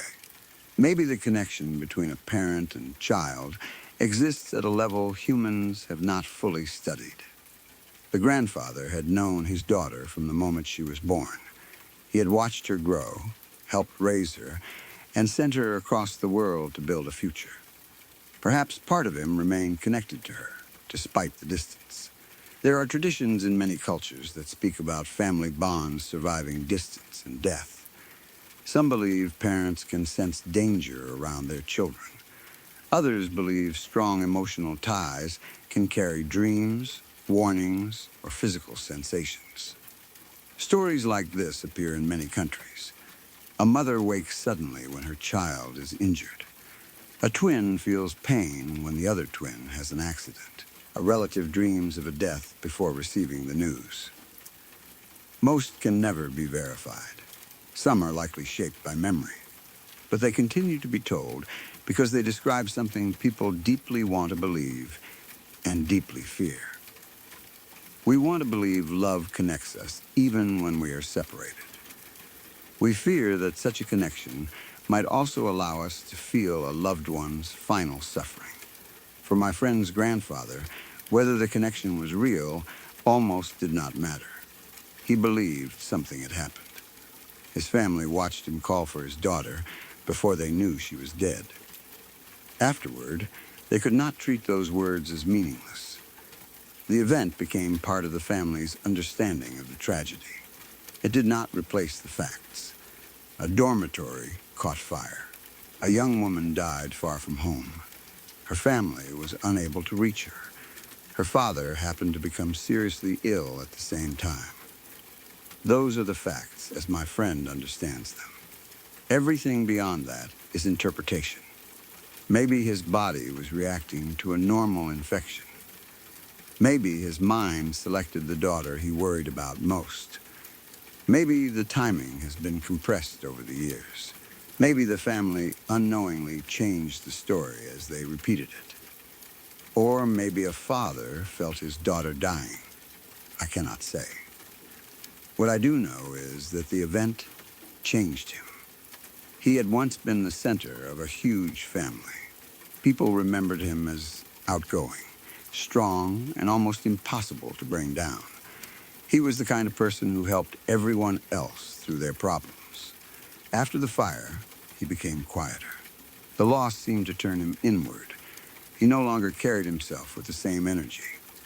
My friend grew up knowing that version of his grandfather while hearing descriptions of the man he had been before. That difference made the aunt's absence feel even larger. My friend never knew her. He never knew the grandfather she had known either. In a way, the fire took both people from the family. One died physically. The other survived, but was never fully the same. That may be why my friend tells the story with such certainty. To him, it is not a piece of folklore. It explains the sadness he saw in his grandfather. It explains why older relatives spoke about the past with a heaviness that never disappeared. It explains the cloud that remained over the family long after the funeral. I have looked at my friend while he tells it. There is no enjoyment in his expression. He does not seem interested in whether the listener believes in psychic connections or the supernatural. He is remembering the pain of people he loves. He knows some details were passed down to him. He knows he cannot prove the exact timing. But he believes the central story. His grandfather became violently feverish. He said he was burning alive from inside. He demanded that the family contact one daughter in particular. That daughter died in a fire the same day. For the rest of his life, he carried the loss. Sometimes I think the most frightening part is not the possibility of a supernatural connection. It is the helplessness. If the grandfather truly felt what was happening, the connection gave him no power to stop it. He sensed danger, but could not identify the location, call for help, or reach his daughter. He suffered without understanding why. Then the news arrived and gave the pain a meaning he probably wished it never had. Knowing something terrible is happening is useless if you cannot change it. The experience may have left him wondering whether his daughter had somehow reached for him in her final moments. Perhaps the burning sensation was her fear passing through the bond between them. Maybe she thought of home. Maybe she wanted her father. Those ideas cannot be proven, and imagining them may only make the tragedy more painful. Still, I understand why the family connected the two events. It would be difficult not to. If the grandfather had simply felt worried, the story might be easier to dismiss. Parents worry about children living far away. If he had simply developed a fever, That would also be ordinary. But he felt as though he were burning. His daughter died by fire. He called for her repeatedly. She died the same day. The combination is what keeps the story alive. I do not know whether parents and children share some deeper connection. I do not know whether the human mind can sense the death of a loved one across thousands of miles. Maybe there is no mystery at all. Maybe grief connected two unrelated events and preserved them as one story. That may be the most reasonable explanation. But when my friend talks about his grandfather, I cannot reduce it completely to coincidence. I think about an old man lying in a hospital in India, surrounded by a large family, suffering from a fever that seemed to come from nowhere. I imagine him saying that fire was moving through his body. I imagine him calling for the name of the daughter who lived across the ocean. His family tried to comfort him, believing the fever had made him confused. At that same time, somewhere in the United States, his daughter's dormitory was burning. By the time the family understood why he had been so afraid, there was nothing anyone could do. The fever passed after about a day. The daughter never came home. And according to the people who knew him best, the man who emerged from that hospital was never truly the same again.